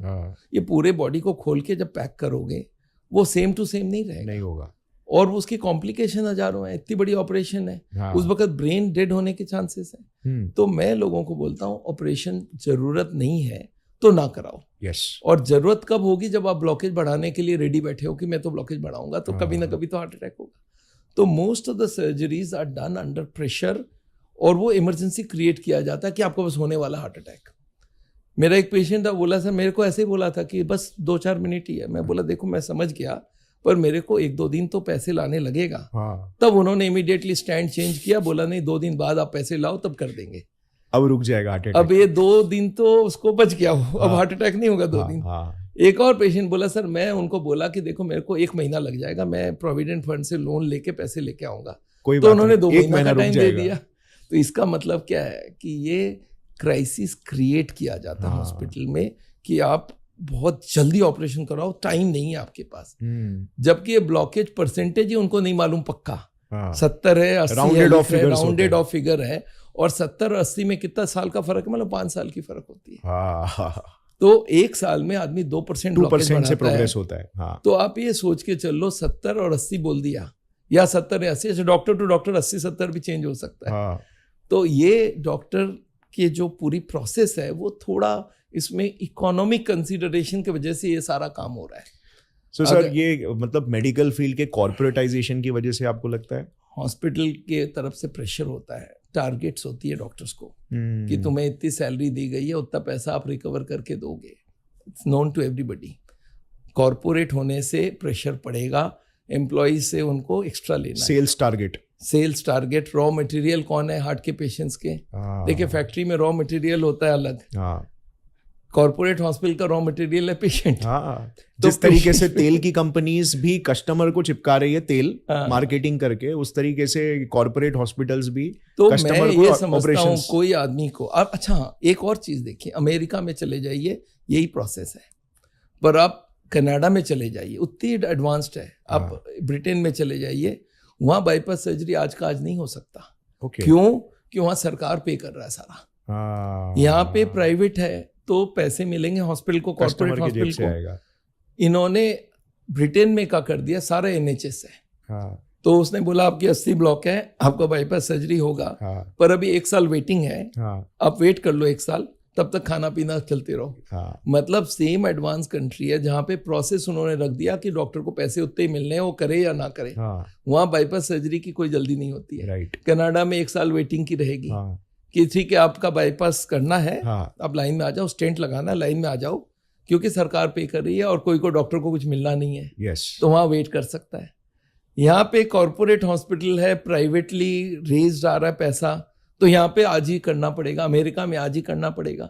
तो ये प्रोसेस क्या है, ये आप अगर थोड़ा सा दिमाग लगाओगे, इसमें पूरी इकोनॉमी भरी हुई है इसमें। सो सिस्टम कस्टमर के या पेशेंट के सोल्यूशन से नहीं चल रहा, बल्कि इंसेंटिवाइजेशन से चल रहा है, मॉनिटरी इंसेंटिवाइजेशन। और आई थिंक ये पेशेंट्स को पता होना चाहिए ताकि वो ये सारी चीजें देख सके और अल्टीमेटली वो ट्रीटमेंट और क्योर के पीछे जा सके जो एक्चुअल में उन्हें बेनिफिट करेगा। मेरे को याद है, मेरा एक पेशेंट है, उसकी गाड़ी की शोरूम है। तो मेरे को बोला वो दिल्ली का वो हार्ट का हॉस्पिटल है ना, उसने मेरे से 15 गाड़ी एक साथ खरीदी। बोलो 15 क्या करेगा वो लोग एक साथ? बोला नहीं, जो डॉक्टर टारगेट अचीव किया सबको एक एक गिफ्ट मिलेगी, इंसेंटिव। तो आप ये समझ लीजिए टारगेट का बात है इसमें। And I know it's looking bad but it is a fact. मैं फेस कर रहा हूँ। हर पेशेंट कल तक ठीक था, आज हॉस्पिटल गया, भाई एंजियोग्राफी हुई, आप सिटी एंजियो भी तो करा सकते हो, उसमें भी ब्लॉकेज पता चलेगा। वो रेडियोलॉजिस्ट करता है, आदमी आके बोलता है सर मेरा 80 ब्लॉकेज है, 70 ब्लॉकेज है। मैं बोला कल भी था आज भी है, क्या दिक्कत है? वही एंजियोग्राफी या कार्डियोलॉजिस्ट जब कर लेता है हॉस्पिटल में, तो उसके ऊपर प्रेशर पड़ जाती है कि 80 है, अभी ऑपरेशन करना पड़ेगा, क्योंकि ही नोज कि ये रिपोर्ट करना मेरा मेन काम नहीं है। आगे हमारे इस आदमी को अगर मैं कन्विंस कर लूँ तो ऑपरेशन का केस बनता है, उस पर पैसे और ज़्यादा आएंगे, अपसेलिंग हो जाएगी। तो वो करते हैं इसलिए कि ऐसा होना नहीं करे बिगर उनको ऑपरेशन का नहीं नंबर बढ़ेगा तो हॉस्पिटल उसको निकाल भी सकता है। एक डॉक्टर है, अभी थोड़े दिन पहले उन्होंने एक इसके ऊपर किताब लिखा है, उसका नाम है समीर जवाहर, और उस किताब का नाम है डॉक्टर ईडी, मतलब डॉक्टर्स क्या कर रहे हैं उसके ऊपर। वो आप किताब पढ़िएगा, इट्स अ वंडरफुल पीस। वो सारी खोल के रख दिया है कि डॉक्टर्स लोगों को कैसे प्रेशर रहता है हॉस्पिटल का और डॉक्टर कैसे फंसा हुआ है, स्पेशली हार्ट में। बाकी में उतनी नहीं है, पर है कुछ कॉर्पोरेटाइजेशन का साइड इफेक्ट है। ये अच्छी बात है कि आप जाओगे जब ट्रीटमेंट मिल जाएगा, पैसे हैं तो कुछ भी करा सकते हो, इंश्योरेंस तो आपको हो जाएगा। तो पर ये बीमारी का जड़। और एक बात और सोचते हैं, इंडिया में आज के दिन हम लोग कैलकुलेट कर रहे हैं 7, 8, 10 करोड़ पेशेंट्स हैं। बाईपास सर्जन्स कितने करेंगे surgery? 5 lakh per year. Bypass surgery angioplasty मिला के इंडिया में 5 से 6 लाख लोग करते। बाकी लोगों का क्या होगा? मर जाएंगे वो लाइफस्टाइल से चेंज। तो ये जो क्या हॉस्पिटल में जो पहुंच गया क्रीम, उसकी ऑपरेशन हो जाती है, राइट, और बाकी लोग दवाई लेके चला ही रहे। तो दवाई लेके चलाने वाले बहुत बैठे हैं, बट दवाई के संग अगर लाइफस्टाइल चेंज कर ले तो दवाई की मात्रा भी कम होगी, हार्ट अटैक भी नहीं होगी। एक और एग्जांपल दे दूं, फिनलैंड एक कंट्री है, आज के दिन में यूरोप का सबसे लोएस्ट हार्ट अटैक है। क्यों है? उन्होंने एक नॉर्थ कैरेलिया स्टेट है, वहाँ पे 1,60,000 पॉपुलेशन थी। वहाँ पे जो हार्ट अटैक होता था, उन्होंने उनके एक एक आदमी को पकड़ के हार्ट के बारे में एजुकेट करवाया, घर जा जा के एजुकेट कराया, और उन्होंने दिखाया 5-7 साल बाद उनके हार्ट अटैक की स्पीड 85% खत्म हो गई। हार्ट अटैक होने ही बंद हो गया, 85% कम हो 15% में आ गई। फिर उन्होंने पूरे फिनलैंड में लागू किया। इसका नाम है नॉर्थ कैरेलिया स्टडी, आप गूगल करो दिखेगा। सो दे सिर्फ एजुकेशन से 85% हार्ट अटैक कम हो गई। तो आप समझ लो बाईपास भी 85% कम हो जाएगी। तो what is needed is education. तो हम लोग भी प्लान कर रहे हैं इंडिया के एक एक आदमी को हार्ट के बारे में एजुकेशन। आपने जो ये आज मुहिम लिया है कि भाई लोगों को एजुकेट करना हार्ट के बारे में, ये बहुत इंपॉर्टेंट है। आम आदमी तक बात पहुंचनी चाहिए कि भाई हार्ट की बीमारी में हार्ट अटैक आपके वजह से है, आप उसको कंट्रोल कर सकते हो, ऑपरेशन की जरूरत नहीं, और ऑपरेशन के बाद भी करोगे तो फिर ब्लॉक हो जाएगी। बिल्कुल बिल्कुल, वही बात है। मेन रूट आपका लाइफस्टाइल है। ये टेम्पोररी मेजर्स है, ये पैलिएटिव सर्जरी है कि जी आपका बीमारी मैं रोक नहीं रहा हूँ, एक ट्यूब लगा के टाइम दे रहा हूँ। ये ट्यूब जब तक ब्लॉक ना हो तब तक आपके पास टाइम है। लोगों का 1 साल में ब्लॉक हो जाती है वापस। तो ultimately lifestyle is the key, उसको करना पड़ेगा। एंजियोप्लास्टी की भी वही बात है। ओके, सो सर ट्रैक कैसे रख सकते हैं? मतलब अगर कोई एक लेट्स से 30-35 इयर्स का आदमी है, ठीक है, तो ट्रैक कैसे रख पाएगा कि उसके हार्ट का हेल्थ कैसा है? देखिए, पहले तो हम लोग बोलते हैं जितने ब्लॉकेज के कारण हैं, खाना पीना, lifestyle, blood pressure, sugar, cholesterol, इनको कंट्रोल करते ही आप ट्रैक रख सकते हो कि मेरा कंट्रोल आज ब्लॉकेज बढ़ रहा है या नहीं बढ़ रहा है। हाँ। और अभी तक क्या हुआ उसको जानकारी करनी है, तो आजकल एक बहुत सिंपल टेस्ट आ गई है, उसका नाम है सीटी कोरोनरी एंजियोग्राफी। आगे जब एंजियोग्राफी की जाती थी तो एडमिट कर तो तार घुसाई जाती थी बॉडी के अंदर, एक कैथेटर बोलते हैं इसको। हाँ। सिंपल फॉर्म में तार है, ये तार 1 मीटर तक बॉडी के अंदर जाएगी, तो स्क्रैच करेगा अंदर। हाँ। रिस्क है उसका। हाँ। और उसके लिए एडमिट भी करना पड़ेगा, क्योंकि एडमिट नहीं करके किया और कुछ बीच में हार्ट अटैक हो गई, कोई पंक्चर हो गई, तो आदमी मर सकता है। हाँ। तो ये टेस्ट ऑपरेशन से कोई छोटा नहीं है। हाँ। तो आम आदमी कभी नहीं कराता था। कोई को बोलो भाई मेरे को पेट में दर्द हो रहा है तो मैं पेट काट के चेक करूंगा, बोलेगा सर दर्द कम हो गया। तो ऐसे ही होता है हार्ट का पेशेंट, कभी वो तार वाली अगर उसको खाली चेक कराना है, वो बोलता है कैसे करोगे, बोलता है एडमिट करूंगा, तार घुसाऊंगा, बोलता है सर अभी मैं ठीक हूँ, अभी नहीं कराऊंगा। तो अब आ गई है एक सीटी एंजियोग्राफी, जिसमें आपको कुछ करने की जरूरत नहीं है। आप लेट जाओ, एक इंजेक्शन देंगे, एक एक्सरे करेंगे और आपके अंदर कितनी ब्लॉकेज है पता कर देगा। तो ये टेस्ट आजकल वाइडली अवेलेबल इंडिया में। नॉन इन्वेजिव है, टोटल 5 सेकंड में वो बता सकता है आपके अंदर कितनी ब्लॉकेज है। ओके। आगे ये 64 स्लाइस होता था, अब 128 स्लाइस होगी, इसमें रेडिएशन भी कम जाती है, एडमिशन की जरूरत नहीं है, कोई तार घुसाने की जरूरत नहीं है, और वही बताएगा 70, 80, 90 एक्यूरेसी से, जो एंजियोग्राफी की एक्यूरेसी है। तो अगर कोई आदमी जानना चाहता है भाई मेरा ब्लॉकेज का स्टेटस आज के दिन कितना है, 10 है, 20 है, कितना परसेंटेज ब्लॉक हुआ है, तो सीटी स्कैन कराए। और उसमें एक और फायदा है कि रेडियोलॉजिस्ट करेगा। फ्यूचर ट्रीटमेंट के लिए वो कोई प्रेशर नहीं डाल सकता, उसका काम हो गया, उसको आप सेलिंग करना ही नहीं है। उसको आप सेलिंग का जरूरत नहीं है, उसको ऑपरेशन करने का कोई फायदा भी नहीं है। उसने बोला भाई ये रिपोर्ट है, अब जिसको दिखाना आप दिखा लो, ये ब्लॉकेज कितनी है मैं बता दिया आपको। तो वहां पे वो प्रेशर नहीं बनता जो कार्डियोलॉजिस्ट हॉस्पिटल वाले बना देते हैं। बिल्कुल बिल्कुल। सर हार्ट अटैक के सिम्टम्स कैसे मालूम पड़ेंगे? कैसे पता चलेगा कि आपको कोई पेन हो रहा है तो वो हार्ट अटैक से रिलेटेड? देखिए, हार्ट अटैक जब होती है, आपको मैंने पहले ही बताया था कि हमारी हार्ट की जो जरूरत है, वो 3 तरह का है। ब्लड की जरूरत, 100 की सप्लाई है मान लेते हैं ट्यूब में। हार्ट की जरूरत है 10% जब हार्ट की स्पीड कम है। जैसे मैं बैठा हूँ, लेटा हूँ, खड़ा हूँ, तो हार्ट की स्पीड कम है, तब 10% ब्लड चाहिए। चलते वक्त 20%, दौड़ते वक्त 30%, क्योंकि हार्ट की स्पीड बहुत बढ़ जाती है।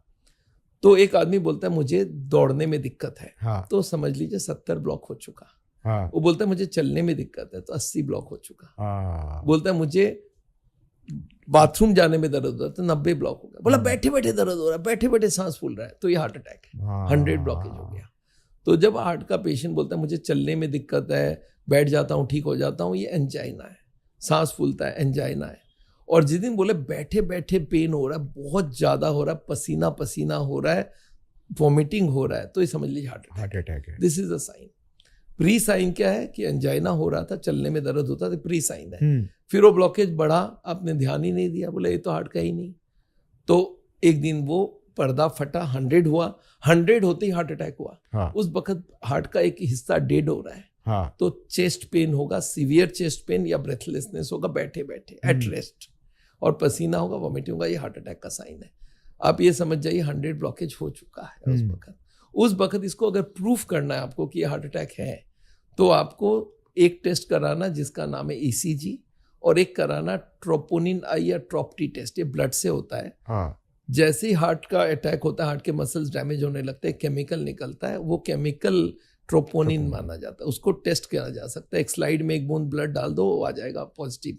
पॉजिटिव मतलब हार्ट अटैक है, तो वो कर सकते हैं। और इको से पता चल सकता है कितना बड़ा हार्ट अटैक था, छोटा था हार्ट अटैक, कम बड़ा था। इकोकार्डियोग्राम। तो हार्ट अटैक होगा कब? जब पर्दा फटा है। तो ये याद रखिए। और अच्छा, उस वक्त हार्ट के हॉस्पिटल की जरूरत है। मैं हार्ट के हॉस्पिटल की इमरजेंसी में अगेंस्ट हूँ, पर इमरजेंसी कब हो गया? जब हार्ट अटैक हो चुका है, वो क्लॉट आ चुका है। अगर 1 घंटे के अंदर उस क्लॉट को आप हटा सकते हो तो हार्ट का डैमेज रुक जाएगा। 1 घंटे तक टिश्यू थोड़ा बहुत मरता नहीं है पूरा। अगर घंटे भर, आधा घंटे के अंदर वो क्लॉट निकल गई, तो उस वक्त हॉस्पिटल की क्रेडिट में मानता हूँ कि वो आदमी 5 मिनट 10 मिनट में हॉस्पिटल पहुंच गया और उसी वक्त वो क्लॉट को उन्होंने डिसॉल्व कर दिया, तो हार्ट मसल्स डेड नहीं होगा, डैमेज नहीं होगा। तो ये जो है उस वक्त उसकी जरूरत है। आज अमेरिका जैसे कंट्री में ये काम हो रहा है। वहां पे इन्होंने इतनी बढ़िया सिस्टम बना के रखी है हार्ट अटैक को रोकने का, हार्ट अटैक से लोग ना मरे उसके लिए। उन्होंने एक नंबर दिया हुआ 911। आपको लग रहा है चेस्ट पेन है और पसीना आ रहा है, आप बोले हार्ट अटैक लग रहा है, आपने फोन कर दिया 911 में, within 1 minute they will detect your phone number and address. Within 3-4 minutes nearest ambulance will come. Okay, they will pick you up. Nearest hospital को ECG करते हो देखा हार्ट अटैक है, उसने नियरेस्ट हॉस्पिटल को inform किया हम patient ला रहे हैं, no signature required, no money deposited, और वो 5 मिनट में वहां पहुंचते ही उसकी क्लॉट को डिसॉल्व कर देंगे और वो काम हो गया, उसको पेशेंट का डैमेज खत्म हो गई। इंडिया में ये हो नहीं सकता। इंडिया में पहले पेशेंट बोलता है ये पेन ना, ये गैस का पेन है, मैं हार्ट का मानते ही नहीं हूँ। वो 1 घंटा उसमें वेस्ट करता है, फिर वो डॉक्टर को बुलाने में 1 घंटा लग जाता है, फिर डॉक्टर बोलता है तो हार्ट अटैक है, फिर वो जाने में 1 घंटा लगता है, फिर हॉस्पिटल में जाने के बाद वो पैसे जमा करो उसमें आधे घंटा, मतलब 3-4 घंटे बाद जो डेड होना था वो हो चुका है। तो ये बात, इससे एक इंटरेस्टिंग बात और याद आ गई। एक मेरे को मरीज मिला, बोला सर अगर ये बात है तो आप अगर बोलते हैं कि बहुत जल्दी पहुंचना है तो मैं हॉस्पिटल के बगल वाले बिल्डिंग में मकान ले लूँ तो कैसा रहेगा? मैं बोला क्यों? बोला जैसे ही हार्ट अटैक अंदर घुस जाऊंगा। मैं बोला फिर एक और काम कर लो, आप तो हॉस्पिटल में बेड ले लो, बस जस्ट हार्ट अटैक हो वहीं पे पहुंच जाना, और अच्छा चाहते हो ना ICU में बेड ले लो, वहीं पे हार्ट अटैक करना, वहीं पे डॉक्टर मिल जाएगा, वहीं पे वो ठीक कर लेगा। और उससे अच्छा क्या मालूम है, हार्ट अटैक होने ही मत दो। बोलता उसके लिए क्या करो? मैं बोला जो आप ब्लॉकेज बढ़ाओ ही मत, आप खाना पीना चेंज करो। तो ये जो लोगों के अंदर है ना सर, हार्ट अटैक हो तब क्या करो? अरे मैं बोला यार हार्ट अटैक ना हो उसके लिए क्यों हो ही क्यों? अगर हार्ट अटैक हो रहा है तो वो कार्डियोलॉजिस्ट की इनएफिशिएंसी की वजह से हो रहा है। राइट। आज जो हार्ट अटैक के नंबर बढ़ रहे हैं, it shows the failure of medical science. Exactly. मेरे पास एक दिन एक आदमी आया, आके क्या बोलता है, sir there is a tremendous progress in cardiology. बोला तुमने कहाँ प्रोग्रेस देखा? बोला सर दिल्ली में 2 हार्ट के हॉस्पिटल थे, 50 है। मैं बोला और कुछ प्रोग्रेस देखा? बोला हर हॉस्पिटल के बिल्डिंग लंबे लंबे चौड़े चौड़े हो रहे हैं। मैं बोला अच्छा। मैं बोला और कुछ? बोला देखिए भीड़ देखिए वहाँ कितने लोग अटेंड कर रहे हैं। मैं बोला एक बात बताओ, हार्ट के पेशेंट्स के नंबर तो कम होते जा रहे हैं ना? नहीं सर नंबर तो बढ़ते ही जा रहा है। मैं बोला नंबर बढ़ना सक्सेस की बात नहीं है, फेलियर की बात है। आज पोलियो के पेशेंट देखते हो, बोलते एक भी नहीं देखा। मैं बोला स्मॉल पॉक्स, बोलते एक भी नहीं देखा। मैं बोला ये सक्सेस था। हार्ट के पेशेंट के नंबर बढ़ना सक्सेस की बात नहीं है। आप ये बिल्डिंग नए बड़े बड़े बिल्डिंग देख के इम्प्रेस्ड मत हो जाओ, ये कार्डियोलॉजिस्ट के बड़े बड़े गाड़ी से इम्प्रेस्ड मत हो जाओ। ये सोचो कि नंबर ऑफ हार्ट पेशेंट्स बढ़ रहे हैं, इसका मतलब है कार्डियोलॉजी इज अ फेलियर। जहाँ सक्सेस होता है वहाँ पे नंबर ऑफ पेशेंट्स कम होने चाहिए। और ये कम क्यों नहीं हो रहा है? क्योंकि कार्डियोलॉजी का majority is invested into bypass surgery, angioplasty और दवाइयाँ। लाइफस्टाइल की बात ही नहीं कर रहा है, प्रिवेंटिव केयर कोई बात नहीं कर रहा। Preventive and curative. हार्ट के खाना पीने को लोग प्रिवेंटिव मानते, मैं क्यूरेटिव मानता हूँ, क्योंकि अगर हर को एक साथ कर लो तो ब्लॉकेज कम हो जाती है। आज मेडिकल साइंस के पास प्रूफ हो चुका कि अगर सारे फैक्टर्स को आप कंट्रोल कर सकते हो, मेरी एक सेफ्टी सर्कल है, उसमें सारे फैक्टर का 3 जोन बना दिया, रेड येलो ग्रीन। अगर सारे ग्रीन में ला दो तो ब्लॉकेज बढ़ेगा भी नहीं, वो घटेगा। और अगर घट सकता है तो फिर तो बाईपास एंजियोप्लास्टी और हार्ट अटैक होगा नहीं। तो अगर आप इंडिया को हार्ट अटैक फ्री करना चाहते हो तो you have to educate everybody. Every Indian must be educated and this is not a big thing. इतनी सी नॉलेज है, हर आदमी तक पहुंच जाए, ये करना बहुत जरूरी है। अगर किसी इंसान को हार्ट अटैक आ रहा है हमारे सामने तो कैसे पहचान सकते हैं? देखिए उनको बैठे बैठे पेन होगी या सांस फूलेगी और बैठे बैठे पसीना पसीना आने लगेगा गला चोक कर रहा है, तो ये हार्ट अटैक का डेफिनेट साइन है। पर कभी कभी ये भी नहीं होता, कोई को जलन होती है छाती के बीच में, अनइजीनेस होती है, कंफर्ट डिस्कम्फर्ट होता है, ये भी हो सकता है। पर ज़्यादातर लोगों को chest pain spreading to the left arm at rest और breathlessness at rest, these are the 2 major indications of heart attack. तो ऐसे में हम क्या कर सकते हैं उन्हें बचाने के लिए अपने लेवल पे? उस वक्त देखिए, एक तो जो हम लोग CPR बोलते हैं, अगर हार्ट बंद हो गई, ये बेहोश हो गया है तो CPR किया जा सकता उस वक्त कुछ दवाई है जिसको इमरजेंसी ड्रग बताया जाता है। हम लोग बोलते हैं ये पाउच आप रख लो, इसमें एटोर्वोस्टैटिन 80 मिलीग्राम जो कोलेस्ट्रॉल कम करने की दवाई होती है, उसमें 2 एस्पिरिन जो कि टोटल मिला के 325 मिलीग्राम डिस्प्रिन मिलती है, और 2 क्लोपिडोग्रेल, ये टैबलेट मिक्स करके आप चबा के खिला सकते हो। अगर ये पाउच को हमने इमरजेंसी पाउच का नाम दिया है, ये लेने से उस वक्त वो जो क्लॉट है उसको डिसॉल्व होने का चांस है जब तक आप हॉस्पिटल पहुंचो तब तक के लिए। तो नेचुरली उस वक्त हॉस्पिटल रश करना चाहिए, वो जगह उनको क्रेडिट देना ही पड़ेगा।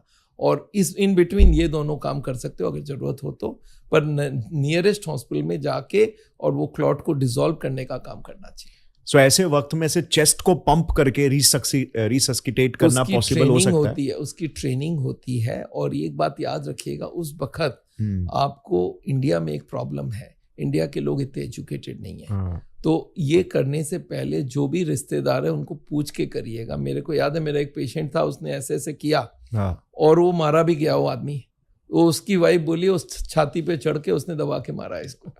तो ऐसा ना हो जाए कभी, तो आप थोड़ा परमिशन लेके, अगर उनके कोई हो, देखो कोई है ही नहीं तब तो आप कर लो, ऑन लुकर्स को समझ आ जाएगा, लोगों को समझ आ जाएगा। पर अगर कोई रिश्तेदार है उनको बोलो देखो मैं CPR कर रहा हूँ और ये स्टैंडर्ड है, मैंने ट्रेनिंग लिया है। तो आजकल CPR की ट्रेनिंग होती है बेसिक लाइफ सपोर्ट के हिसाब से। तो CPR का ट्रेनिंग जिसको है वो कर पाएगा। उसमें चेस्ट को कितना दबाना, कैसे दबाना, उसके संग मुंह से उनको हवा देना, और उससे लोग बचते हैं, वो जान बच जाता है। अगर कोई ऑन लुकर भी उसको कर दे तो बाहर के कंट्री में इसके अवार्ड दी जाती है। तो उसके पीछे का साइंस सर एकदम शॉर्ट में एक्सप्लेन कर सकते हैं? उस वक्त क्या होता है, हार्ट अटैक के वक्त सडनली हार्ट बंद हो गया, उस वक्त उसको इलेक्ट्रिक शॉक मार के हॉस्पिटल तो रिवाइव कर लेता है। उस वक्त उसको एक धक्का मारो, वो हार्ट पंप कर लिया, चालू हो गया। और उसके साथ आप हार्ट के मसल्स को ऐसे पकड़ के दबाना होता है। और 5 बार दबाया, एक बार सांस मुंह में लेके सांस दिया, फिर 5 बार दबाया, फिर सांस लिया, फिर 5 बार दबाया, सांस लिया। प्रेशर इतना ना हो कि हड्डी टूट जाए। तो वो देख के करना पड़ता है। और दिस में सडनली रिवाइव द हार्ट। फिर हॉस्पिटल गए तब तक तो लोग केयर ले लेगा। तो दिस इज इमरजेंसी केयर, इसको बोलते हैं cardiopulmonary resuscitation, CPR। Sir, Indians में वेस्टर्न लोगों के मुकाबले जो इंडियंस की आर्टरीज जो होती है वो कहते हैं कि पतली होती है। सो वेस्टर्न लोगों की आर्टरीज मोटी होती है तो इंडियंस की पतली होती है, तो इस वजह से we are more prone to these cardiovascular diseases. ये फैक्ट्स है। और एक फैक्ट है कि Indians are genetically prone to develop more cholesterol, more triglyceride, blood pressure, sugar, और इसको मेटाबॉलिक सिंड्रोम बोलते हैं। तो ये वाली प्रॉब्लम आज इंडिया के बहुत सारे क्लास में आ गई है।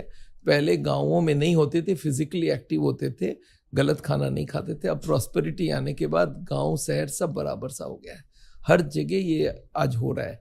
और हार्ट की बीमारी में मैं जो बोल रहा था, हर 10 सेकेंड में इंडिया में एक आदमी मर रहा है। एक महीने में करीब आप मान के चलिए 3.5 lakh people die of heart attacks. So Indians का लिवर कह सकते हैं ज्यादा cholesterol on an average produce कर रहा है। इसको बोलते हैं डबल इंजन लीवर, आजकल बोलते हैं डबल इंजन सरकार। वैसे डबल इंजन लीवर है, ये डबल कोलेस्ट्रॉल बना रहा है, डबल ट्राइग्लिसराइड बना रहा है। इसको दवाई से ही रोकना पड़ेगा। तो इंडिया में स्टैटिन की यूज़ और ट्राइग्लिसराइड कम करने की दवाई की यूज़ बढ़नी चाहिए। और इसको आप आम आदमी को समझना पड़ेगा। अगर लीवर में बन रहा है आपको दवाई लेना पड़ेगा। जेनेटिक केस है तो दवाई लो, इसमें सोचो मत। अच्छा, कुछ स्टडीज मैंने पढ़े थे जिसमें ये बताया गया था कि मेल्स को ऑन एन एवरेज ज्यादा हार्ट अटैक्स होता है एज कम्पेयर टू फीमेल्स। इसके पीछे रोल एस्ट्रोजन, टेस्टोस्टेरॉन का भी है। तो क्या आप लिंक करके बता सकते हैं क्या रोल है, और क्या आज के जमाने में भी वो जो रेशियो है कि मेल्स को ज्यादा हार्ट अटैक्स हो रहे हैं, क्या वो आज भी चलते? आज से बहुत साल पहले, मैं प्रैक्टिस 30 साल से कर रहा हूँ, बहुत साल पहले ये होता था 10 में 9 मेल होते थे, 1 फीमेल होती थी। क्यों फीमेल को नहीं होती थी? देखो, मेल का ब्लॉकेज चालू हो जाता 20 साल की उम्र में, और 20-30 साल मतलब 50 में वो हार्ट का पेशेंट बन गया। फीमेल का जब तक मेंस्ट्रुएशन चलता रहता है, हार्मोन्स की इफेक्ट रहती है, तब तक वो ब्लॉकेज बनता नहीं है। तो मान लेते 45 में उसकी ब्लॉकेज शुरू हुई, तो उनको तो 30 साल में 75 साल हो गए, ऐसे ही मर जाए तब तक तो लोग। तो ये समझ लीजिए male is an disadvantage because of lack of this hormones. तो जो ये बच्चा पैदा करने के लिए जो हॉर्मोन्स वगैरह दी गई है वो लेडीज के लिए प्रोटेक्टिव, मतलब गॉड एक पनिशमेंट दिया, एक अवार्ड भी दिया कि तुम्हें हार्ट की बीमारी कम होगी। पर अब आजकल के लेडीज ना वो भी थोड़ी तेज हो गई है, वो भी खाना गलत कर लिया, एक्सरसाइज कम कर दिया है, तो ये रेशियो धीरे धीरे चेंज हो रहा है। अभी मैं समझता हूँ 3:7 हो गया है। ओके, मतलब बहुत ही क्लोज अब क्लोज आने लग गए हैं, क्योंकि लेडीज में हार्ट की बीमारी आजकल बहुत होने लग गई है because of stress, lack of activity, पैसे आ गए तो फिर खाना पीना गलत हो गया, फिजिकल एक्टिविटी कम हो गई, आगे चक्की पीसते थे अब बटन दबा रहे हैं, नौकरानी सारा काम कर रही है, तो ये लेडीज में हार्ट की बीमारी होने लग गई है। और वंस अगेन लाइफस्टाइल चेंज। और एक चीज था, और वो बात आपको बता दूं, ये जो हमारी मेंस्ट्रुअल पीरियड्स होते हैं ना, उसमें हमारे जो वो बोलते हैं भ्रूण, जिसको बोलते हैं ओवम, ये एक बार मेंस्ट्रुअल पीरियड होता है, उसमें 10-12 ओवम निकलती है, उसमें से एक मैच्योर होती है, तो 10-12 गया। अब एक लेडी प्रेग्नेंट हो गई तो 12 महीने तक उसके ओवम लॉस बंद हो गए। तो आगे के जमाने में ऐसे लेडीज होते थे जो 10 बच्चा पैदा कर दिया तो 10 साल की ओवम उसके बच गए, उसकी पीरियड्स ऑफ होती थी 60 साल में जाके, तो उनके हार्ट की बीमारी और कम होती थी। आजकल बच्चे पैदा बंद हो गए, वो भी एक कारण है कि ओवम लॉस हो जाता है, पीरियड जल्दी खत्म हो जाते हैं, 35-40 साल में आजकल पीरियड मेनोपॉज आने लग गई है, तो इससे उनको और जल्दी हार्ट की बीमारी और जल्दी हो जाता है। तो सर ये एंड्रोजन्स का हार्ट अटैक से क्या लिंक है? टेस्टोस्टेरोन जैसे जो माना जाता है, पर अभी डायरेक्ट अभी भी कोई लिंक नहीं बना पा रहा है, बट ये माना जाता है कि मेल्स में हार्ट की बीमारी इसलिए नहीं होती है कि एंड्रोजन का असर है, इसलिए कि उनकी लाइफस्टाइल खराब है। तो कोई ऐसा डायरेक्ट लिंक लेडीज मिला को नहीं थोड़ा टेस्टोस्टेरोन के साथ? हाँ, नहीं, बहुत डायरेक्ट कोई भी नहीं है, नहीं तो फिर हम टेस्टोस्टेरोन ब्लॉक करने की दवाइयां दे देते हैं, ऐसा नहीं है। सो एस्ट्रोजन का कार्डियो प्रोटेक्टिव बेनिफिट्स है, लेकिन बेनिफिट है। ऐसे कौन से डेली फूड्स है जो हार्ट अटैक से बचा सकते हैं? सबसे बढ़िया फूड हार्ट अटैक को प्रोटेक्शन करने के लिए होता है फ्रूट्स और वेजिटेबल्स। बहुत ज़्यादा वेजिटेबल खाइए, सलाद खाइए, फ्रूट्स खाइए, ये सबसे बड़ा प्रोटेक्शन देगा। दूसरा, हाई फाइबर फूड में जैसे ओट्स है, अच्छा दालों को आप छिलके के साथ खाइए, तो वो दाल में बहुत सारा प्रोटीन वो आ जाता है, fibre that improves it. Soluble, जितने सोल्यूबल फाइबर हो, ये 3-4 चीज तो आपको बहुत अच्छे से खाना चाहिए। फ्रूट्स, वेजिटेबल और जितने भी बेरीज है उसमें मिलता है एंटीऑक्सीडेंट्स। एंटीऑक्सीडेंट बहुत काम की चीज है, तो फ्रूट्स, वेजिटेबल, सलाद ये नंबर 1 है। हाई फाइबर फूड और खाना चाहिए, दाल को छिलके के साथ खाना चाहिए। ओट्स एक अच्छी फूड मानी जाती है। आजकल मिलेट्स आप सुनते होंगे, मिलेट्स में बहुत हाई फाइबर होता है। मैदे के जगह आटा खाइए, और कोशिश करिए हर खाने में आप जैसे खिचड़ी भी बनाते हैं, दाल और चावल को मिला के उसमें बहुत सारा वेजिटेबल डाल दीजिए। कोशिश करिए दाल को मिला के खाएं, एक दिन एक दाल, एक दिन एक दाल, एक दिन, और 0 ऑयल का खाना खाएं, इसमें कहीं कोई शक नहीं है। बहुत सारा सब्जी खाइए पर वो बनेगा बिना तेल के, वो आप ख्याल करिए। सो ये 0 ऑयल का खाना बनता कैसे है? देखिए, ऑयल का टेस्ट नहीं होता, मैंने आपको पहले ही बताया है। ऑयल को फ्राई करने के लिए, मसाले को फ्राई करने के लिए यूज होता है। हम लोग उसको पानी से फ्राई कर देते हैं। देखिए, 5 मसाले बेसिक होते हैं। एक होता है नमक, मिर्ची, इनको फ्राई करने की जरूरत नहीं, ऐसे ही डाल सकते हो। हल्दी, धनिया, जीरा, इनको भूनना पड़ता है, और टमाटर और प्याज, इनको भूनना पड़ता है, तो उसका टेस्ट बढ़ जाती है। तो इसको हम लोग पानी से भूनते हैं। कैसे भूनते हैं? कोई भी बर्तन में कर सकते हो, कोई नॉन स्टिक का जरूरत नहीं। कोई भी बर्तन को गर्म किया, कढ़ाई गर्म हो गई, उसमें पहले जीरा डाल दो, अगर राई देना है 1 आध बूंद राई डाल दो, और उसको ऐसे ही भून लो। थोड़ा हिला लिया, चारों तरफ से भून जाती है। जैसे ही वो भून के ब्राउन होने लगा, उस पर आप प्याज डाल दो, और प्याज को भूनते रहो। प्याज का हिलाते रहे, जब तक पानी रहेगा आवाज करता रहेगा। जैसे ही पानी खत्म हो जाए, वो चिपकने लगेगा, आधा चम्मच 1 चम्मच पानी डाल दीजिए, और पानी डाल के उसको भिगा दीजिए। फिर भूनिए, फिर पानी उड़ जाए, फिर दरिए, फिर भूनिए, फिर भूनिए, 3-4 बार भून जाए तो प्याज भून गई। अब उसी प्याज के ऊपर देखिए, कढ़ाई में 2 एरिया, एक प्याज है, एक कढ़ाई है। कढ़ाई में आपको नहीं डालना है, मसाले को कढ़ाई में डाल दिया जल जाएगी। प्याज के ऊपर डाल दीजिए, प्याज के ऊपर सॉफ्ट मिलेगा, वहां पे हल्दी, धनिया, मिर्ची, नमक, अदरक, जितने लहसुन वसन सब डाल दीजिए, और उसको पानी दे के भूनते जाइए। अब वो मसाला चिपका हुआ रहेगा प्याज में, उसको भूनते रहें। 2-3-4 मिनट में प्याज और के संग मसाले वसाले भी भून गए। अब इसमें टमाटर डाल दीजिए। अब टमाटर को भून भून के सारा पानी खत्म कर दीजिए। अब ये जो पेस्ट है इसको भूनते जाइए जब तक हल्दी का स्वाद बदल ना जाए। हल्दी कच्चा होता है, लास्ट भूनता है। जहां हल्दी कच्चे का पक्का हो गया, बस वहीं पे उसको रोक दिया।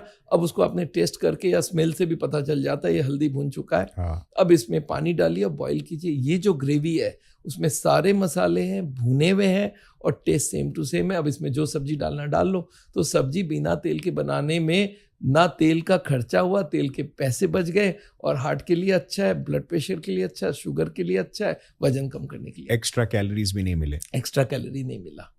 ऐसे कौन से स्ट्रीट फूड्स है जो हार्ट अटैक कॉज करते हैं? देखिए स्ट्रीट फूड तो भरा हुआ है आजकल। ये जलेबी, पकोड़े, समोसे, ये ब्रेड पकोड़ा इंडिया में इतनी फैल गई है।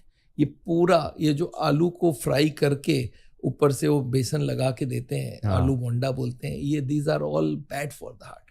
अच्छा, अगर नॉनवेज में देखेंगे तो चिकन तंदूरी और मटन का कोई भी कबाब, ये सारे जहर है हार्ट के लिए। और तीसरा हो गया वो जो दूध से बने हुए बहुत हाई देवी, रबड़ी हो गई और मलाई हो गई और आइसक्रीम हो गई। ये क्रीम होता है, भरा हुआ होता है तेल। और बटर, ये सारे जहर हैं। बटर में तल के देते हैं। आप देखो वो आप बोलते हो भाई पाव भाजी दे दो, वो बटर में लगा के देते हैं, वो बटर जहर है। तो आज स्ट्रीट फूड हम लोग खा ही रहे हैं। आप देखेंगे ये बहुत खराब है। और आजकल बड़े शहरों में यही हो गया है कि लोग बाहर खाना चाहते हैं और बाहर में सस्ता लेना है तो स्ट्रीट फूड मिल जाता है और वो खाते हैं। और अभी ये देखा गया है कि मिडिल क्लास में हार्ट की बीमारी ज़्यादा होने लग गई है। आगे रिच क्लास में होता था, रिच वाले समझदार हो गए, वो लोग जाके वहाँ पे बड़े रेस्टोरेंट में फ्रूट्स और वेजिटेबल खाते हैं और बॉइल्ड वेजिटेबल खाते हैं। और जो गरीब हैं वो ज़्यादातर स्ट्रीट फूड जो खाते हैं उसमें मिडिल क्लास मिलते हैं। वो लोग पैसे के चक्कर में बड़े जगह जाके या फ्रूट्स खरीदते नहीं है, फ्रूट्स महंगा है करके, वो लोग को हार्ट की बीमारी ज़्यादा होता है। तो अभी एक इंग्लैंड में स्टडी हुई है, वो लोग दिखाएं कि middle class is more affected than the rich class now. आगे बोलता था हार्ट की बीमारी रिच लोगों की बीमारी है, अब वो खत्म हो गया, अभी मास बीमारी हो गई है। राइट। और यहाँ पे एजुकेशन का भी रोल है, क्योंकि हाई क्लास हाई सोसाइटी अपने आप को एजुकेट कर लेते हैं, उनके पास अच्छे एडवाइजर्स है, अच्छे हेल्थ एक्सपर्ट्स हैं, नहीं वो पढ़ भी लेते हैं और उनको हेल्थ कॉन्शियस हो जाते हैं। वो बोलते हैं मैं नहीं खाऊंगा, इसमें तेल है, मैं तो नहीं खाती। आजकल के गर्ल्स और बॉयज पढ़े लिखों को देख ले, सब समझदार है। बोला इसमें ये तो कोलेस्ट्रॉल है, नॉन वेज है, मैं तो नहीं खाऊंगी। ये बहुत कॉमन हो गया and this education is absolutely changing the pattern. Right. तो अब जो मिडिल क्लास है, अनएजुकेटेड क्लास है, इनको हार्ट की बीमारी ज्यादा हो रही है, मास को हो रही है। सो सर, जैसे आपने वो फिनलैंड का भी एग्जांपल दिया कि 85% प्रॉब्लम सॉल्व हो गए हार्ट से रिलेटेड जस्ट एजुकेशन को फैलाकर। सो आप अपने लेवल पर क्या करने की कोशिश कर रहे हैं ये एजुकेशन को फैलाने के लिए? बिकॉज आई सी कि like you are driven with a cause. तो आपने अब तक क्या क्या कोशिशें की और किस तरीके से आप देख रहे हैं कि आज इंडिया में अगर कम लोग तक ये जानकारी है तो इसे हम हर इंडियंस तक पहुंचाए तो कैसे कर सकते हैं? देखिए, मैं आज से 30 साल पहले, 29 साल टू बी मोर प्रिसाइज, 95 में एम्स के नौकरी छोड़ी थी एज एन असिस्टेंट प्रोफेसर, इसलिए कि मेरे को लगा था ये बात बहुत बड़ा है और ये एम्स में लेके नहीं होगा। I was bound by rules and regulations. मैं निकला और पहला क्लिनिक खोला था दिल्ली में, लाजपत नगर में। आज हमारी 134 क्लिनिक इंडिया भर में 110 सिटी में प्रेजेंट है। बांग्लादेश में हमारी 3 क्लिनिक है, काठमांडू में क्लिनिक है। हमने हार्ट की बीमारी का अवेयरनेस बहुत फैलाया, हम एजुकेट करते थे, कैंप्स करते थे। पर अब देखिए इंटरनेट आई और सोशल मीडिया आया। मैं यूट्यूब में बहुत सारे वीडियोस बनाए और हमारे यूट्यूब हर दिन 10 लाख लोग देख रहे हैं और यूट्यूब में हमारे 40 लाख फॉलोअर हो गए। वो फैला रहे हैं बात को, तो हमने एजुकेशन को फैलाया है। पर यहाँ पे मैं नहीं रोक रहा हूँ, क्योंकि मैं अब ये सोचता हूँ इंडिया के 140 करोड़ लोगों को अगर एजुकेट करना है तो मैं अब फिल्म्स बना रहा हूँ हार्ट के ऊपर and we are making a plan कि इंडिया को बीट हार्ट डिजीज मिशन में डालूं कि हार्ट की बीमारी को हटाना है और इसके लिए आम जनता तक पहुंचना होगा। तो हम लोग 770 डिस्ट्रिक्ट हमारे इंडिया की है, हर डिस्ट्रिक्ट में वॉलंटियर्स ढूंढ रहे हैं जो ये फिल्म जो हम बनाएंगे वो लोकल लोगों को दिखाएं, एक एक आदमी तक ये फिल्म जाए। मैं कॉरपोरेट से हेल्प लूँगा, मैं कोई clubs, rotary club, Lions club, सबसे हेल्प लूँगा। कोई भी संस्था हो, जो लोकल सोसाइटीज़ हैं, हर को हम लोग पकड़ेंगे कि आप एजुकेट करो लोगों को और ये एजुकेशन फ्री ऑफ कॉस्ट है, इसमें पैसे नहीं लगते हैं। भाई खाना कैसे बनाना है, आजकल फिल्म बना दो और ये तो इंटरनेट के थ्रू फैलता रहेगा। तो मेरा अभी प्लान है, मैंने एक पुण्य हार्ट फाउंडेशन करके बनाया है, उसमें हमने ये प्लान किया कि इंडिया के हर आदमी को ये एजुकेट करना है। और मैं इसलिए अभी फिनलैंड गया, उनसे इंटरेक्ट किया कि कैसे वो करते थे। तो अब वो प्लान हम लोग इंडिया में करने वाले हैं। वाओ, ये बात बहुत बड़ी होगी। और इंडिया की अगर मैं हार्ट अटैक को आधा भी कर दूं तो समझ लीजिए 100 हॉस्पिटल के बराबर हम इस एजुकेशन से काम कर पाएंगे। 85% अगर कम कर दिया तो ये एक बहुत बड़ा बात होगी। और इट इज़ पॉसिबल। और इसमें पैसे की ज़्यादा ज़रूरत नहीं है, लोगों की ज़रूरत है हमारे को, जो मेरे संग जुड़े और ये एजुकेशन को गांव-गांव तक फैलाए। हार्ट की बीमारी प्रिवेंटेबल है, हार्ट अटैक प्रिवेंटेबल है। इंडिया में 1/3 डेथ को हम बचा सकते हैं और ये बहुत बड़ा बात है। कोई भी वॉर में 1000-2000 मरते हैं, आज इजराइल के वॉर में 30,000 लोग मर गए, कितना हल्ला हो रहा है। और हर दिन इंडिया में 9,000 लोग मर रहे हैं, इसका कोई पता नहीं है। सो ये बहुत ही नोबेल कॉज है। और आई थिंक बिकॉज 30% अगर डेथ्स हार्ट अटैक की वजह से हो रहे हैं तो इस पे एजुकेशन तो सबसे ज़्यादा होना चाहिए, लेकिन सबसे कम है आज के तारीख में। सो सर, साउल में आप और क्या क्या तरीके अपनाते हैं जिससे कि ये प्रॉब्लम को रूट से सॉल्व करे? देखिए, साउल की क्लिनिक आज इंडिया भर में है। हम लोग उनको एजुकेट करते हैं हार्ट के पेशेंट्स को, उसके संग दवाइयाँ भी देते हैं। हमारी एक दवाई की भी प्रोसेस बनी हुई है और जिसमें बहुत सस्ते में दवाई हम लोग की अवेलेबल होती है। और उसके साथ अगर कोई एडवांस पेशेंट आता है हमारे पास जिनको बहुत ही सीरियस हार्ट की बीमारी है, उनको हम लोग एक नेचुरल बाईपास करवाते हैं। एक मशीन से हार्ट में हजारों एक्स्ट्रा ट्यूब है। गॉड ने जैसे हमारे को 2 किडनी दिया, एक किडनी एक्स्ट्रा है, वैसे हार्ट में भी एक एक्स्ट्रा ट्यूब छोड़ा हुआ है जिनको कैपिलरीज एंड कोलैटरल्स बोलते हैं। तो एक मशीन है जो US FDA अप्रूव मशीन है, इसको बोलते हैं नेचुरल बाईपास ECP मशीन। इससे ट्रीट करते हैं, उससे हजारों ट्यूब खुल जाती है, ऑपरेशन की जरूरत नहीं है, एडमिशन की जरूरत नहीं है, बॉडी में खरोंच भी नहीं आई। और उसके संग एक ट्रीटमेंट करते हैं जिसको बोलते हैं डिटॉक्स थेरेपी। उसमें कुछ डिटॉक्सिफिकेशन करते हैं जिससे ब्लॉकेज की रिवर्सल की स्पीड बढ़ जाए। तो लाइफस्टाइल नंबर 1, खान पीन नंबर 1, उसके संग दवाइयाँ, उसके संग नेचुरल बाईपास, उसके संग डिटॉक्स। और इससे हम लोग ने इंडिया भर में करीब 5 लाख से ऊपर पेशेंट को ट्रीट किए हैं। और लोग 25-25 साल हमारे ट्रीटमेंट से चल रहे हैं, उनको ना बाईपास की जरूरत पड़ी है, ना एंजियोप्लास्टी की जरूरत पड़ी है। तो this is what we do. और उसके संग हम लोग अब ऐप डेवलप कर रहे हैं जिससे आदमी फ़ोन से अपने आप को कंट्रोल करने लगे। हमने एक सेफ्टी सर्कल बनाया है जिससे आप पता कर सकते हो आप कितने सेफ में हो। एक हमने हार्ट अटैक प्रोटेक्शन स्कोर बनाया है जिससे आपकी हर दिन की स्कोरिंग कर सकते हो, आज मैं कितना हार्ट के लिए काम किया हूँ। ओके। तो ये सारे आ रहे हैं। और हमारी जो ऐप आ रही है, एक मैं ब्लॉकेज डिटेक्टर बना रहा हूँ कि आपको 10-15 क्वेश्चन पूछूंगा और मेरी सॉफ्टवेयर आपको बता देगा कितने ब्लॉकेज के चांसेस हैं। हम लोग क्या कर रहे हैं, जितने भी हमारे पेशेंट आ रहे हैं आज लाखों में, उनका डेटा डाल रहे हैं इसमें डेटा में। और वो डेटा में ये दिख रहे हैं इतना कोलेस्ट्रॉल, इतना ट्राइग्लिसराइड, इतना स्मोकिंग है, इतनी ब्लॉकेज आई। ये कारण है, इतनी ब्लॉकेज आई। 1000, 2000, 5000, 10,000 डालने के बाद अब हम वो डेटा डालेंगे और कंप्यूटर AI से बताएगा कि कितनी ब्लॉकेज के चांसेस हैं। और जिसके हाई रिस्क रहेगा उसको हम बोलेंगे आप जाओ CT स्कैन कराओ, पता करो ब्लॉकेज कितनी है। So this is what is the future. तो मैं समझता हूँ ये सब आने के बाद हम लोग को स्केल अप कर सकते हैं, हम हर आदमी तक ये बात पहुंचा सकते हैं। और इंडिया खाली टारगेट नहीं है, पूरे वर्ल्ड में ये बात जा सकती है। तो US और दूसरे कंट्रीज में भी ये बात पहुंचेगी। सो बेसिकली पेशेंट को पता होने से पहले ही उसको आप बता सकते हैं कि यार आपके लाइफस्टाइल के चॉइसेस के हिसाब से आपकी रिस्क स्कोर ज्यादा स्कैन कराना चाहिए, रिस्क स्कोर ज्यादा है करके। आई थिंक बहुत ही अच्छा कॉन्सेप्ट है और एजुकेशन के ये नीड को भी ब्रिज कर देगा और साथ में अवेयरनेस क्रिएट करके प्रिवेंशन को भी क्रिएट करेगा। नेचुरल बाईपास क्या होता है? बाईपास सर्जरी के बारे में सुना है, लेकिन नेचुरल बाईपास क्या होता है? देखिए, गॉड ने हम लोग को एक एक्स्ट्रा सेट ऑफ ट्यूब दिया हुआ है। जो स्पोर्ट्समैन होता है वो जब दौड़ता है तो वो एक्स्ट्रा ट्यूब खुल जाती है। ये समझ लीजिए सूटकेस है, उसमें एक चेन दिया हुआ है, आपको जब चाहिए उसको चेन को खोल दो, सूटकेस की एरिया एक्सपैंड हो जाए। वैसे हार्ट में भी एक सेट ऑफ ट्यूब गॉड ने लगा के छोड़ा हुआ है। स्पोर्ट्समैन जब हर दिन दौड़ता है तो वो ऑटोमेटिकली चालू हो जाती है क्योंकि उस पर प्रेशर पड़ती है और प्रेशर जब पड़ता रहा तो खुलता रहा, ज्यादा ब्लड फ्लो हो जाती है तो उससे वो सारे ट्यूब्स खुल जाते हैं। स्पोर्ट्समैन को बोला जाता है 10 चक्कर ग्राउंड के लगाओ तब जाके खेलने दूंगा। तो उसकी वो सारे ट्यूब्स खुल जाते हैं एक्स्ट्रा, इसको स्पोर्ट्समैन ट्यूब बोलते हैं। अब हार्ट के पेशेंट को हम दौड़ने नहीं दे सकते, तो एक मशीन बनाई गई जिसका नाम है ECP मशीन, इस पे लेटा देते हैं, पैरों में जैकेट लगा देते हैं, ECG कंप्यूटर को फीड हो जाता है। जब हार्ट पंप करके ब्लड भेजता है तो इसको बोलता है सिस्टोल। सारे मसल्स में पैरों में ब्लड भर गई, वो ब्लड वहां रहता नहीं है, डायस्टोल में हार्ट उसको वापस पुल करता है, तो वो ब्लड हार्ट की तरफ जाता है। जिस वक्त वो हार्ट की तरफ जा रहा है तो पैरों के मसल्स को मसल स्क्वीज कर देता है। वो जैकेट्स हैं, 3 जैकेट इस पैर में, 3 जैकेट उस पैर में, सारे को स्क्वीज करता है और डबल ब्लड हार्ट में आती है। और वो 1-1 घंटा मशीन चलती है तो 4000 बार उसमें एक्स्ट्रा ब्लड जाती है, और ऐसा 40 घंटा कर दूं तो हार्ट में हजारों नई ट्यूब खुल जाती है। इसको बोलते हैं नेचुरल बाईपास। मतलब गॉड ने हमें प्रोविजन दे के रखा था, रिजर्व दिया था, उसको हमने खोल दिया।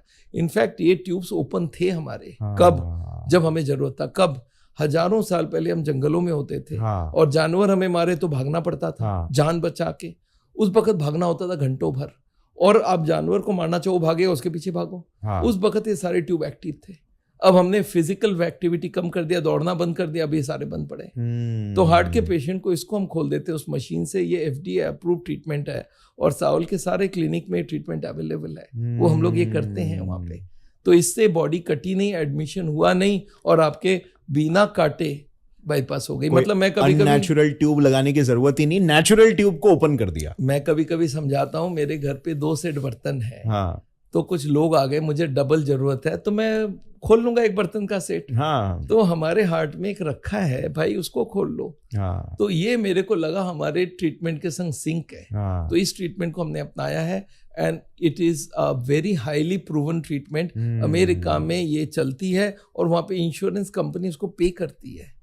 हालांकि कार्डियोलॉजिस्ट इसको बहुत पसंद नहीं करेंगे क्योंकि उनके ट्रीटमेंट में ये बाईपास सर्जरी का रिप्लेसमेंट बनता है ये, तो इसलिए वो नहीं जा रहा है। पर अगेन आम आदमी को अगर मैं बोलता हूँ, बोलता है सर मुझे कटवाना नहीं है, नेचुरल बाईपास कर दो, इससे मैं ठीक हो जाऊं, तो मेरे को क्या, और लाइफस्टाइल चेंज तो करूंगा ही, दवाई तो करना ही है। ये एक्स्ट्रा है। तो ये एक्स्ट्रा अगर कर लिया जाए, इससे बहुत इंप्रूवमेंट हो जाता है। उसके संग कुछ दवाइयाँ हम लोग ऐसा देते हैं जिसमें ब्लॉकेज की रिवर्सल की स्पीड बढ़ जाती है, इसको डिटॉक्स थेरेपी बोलते हैं। तो इट वर्क्स वेरी वेल। ये जो रिजर्व वाला ब्लड वेसल होता है बेसिकली, तो इसमें कितना परसेंटेज ब्लड फ्लो बढ़ जाएगा? 20%, 30%? 30% बढ़ जाती है। तो वो मतलब रनिंग के लिए भी, एक आदमी रनिंग के जितना ब्लड है उतना उसके पास एक्स्ट्रा है। ओके। तो बॉडी में देखिए, आप सोचिए, कुदरत की ब्यूटी सोचिए, जरूरत है 30% की ट्यूब में, 70 एक्स्ट्रा दिया, उसको हमने बंद कर दिया। उसके बाद और 30 रखा हुआ अलग से रिजर्व। मतलब पूरा एक सेट बर्तन है। एक सेट बर्तन फुल सेट गॉड ने, जैसे हम लोग बोलते हैं ना भाई, बेटी को ये भी दो और साथ में एक रिजर्व भी दे दो। तो वो गॉड ने बना के दिया। हमारी ह्यूमन बॉडी से अच्छा मशीन बन ही नहीं सकता, खुद को रिपेयर कर सकता है।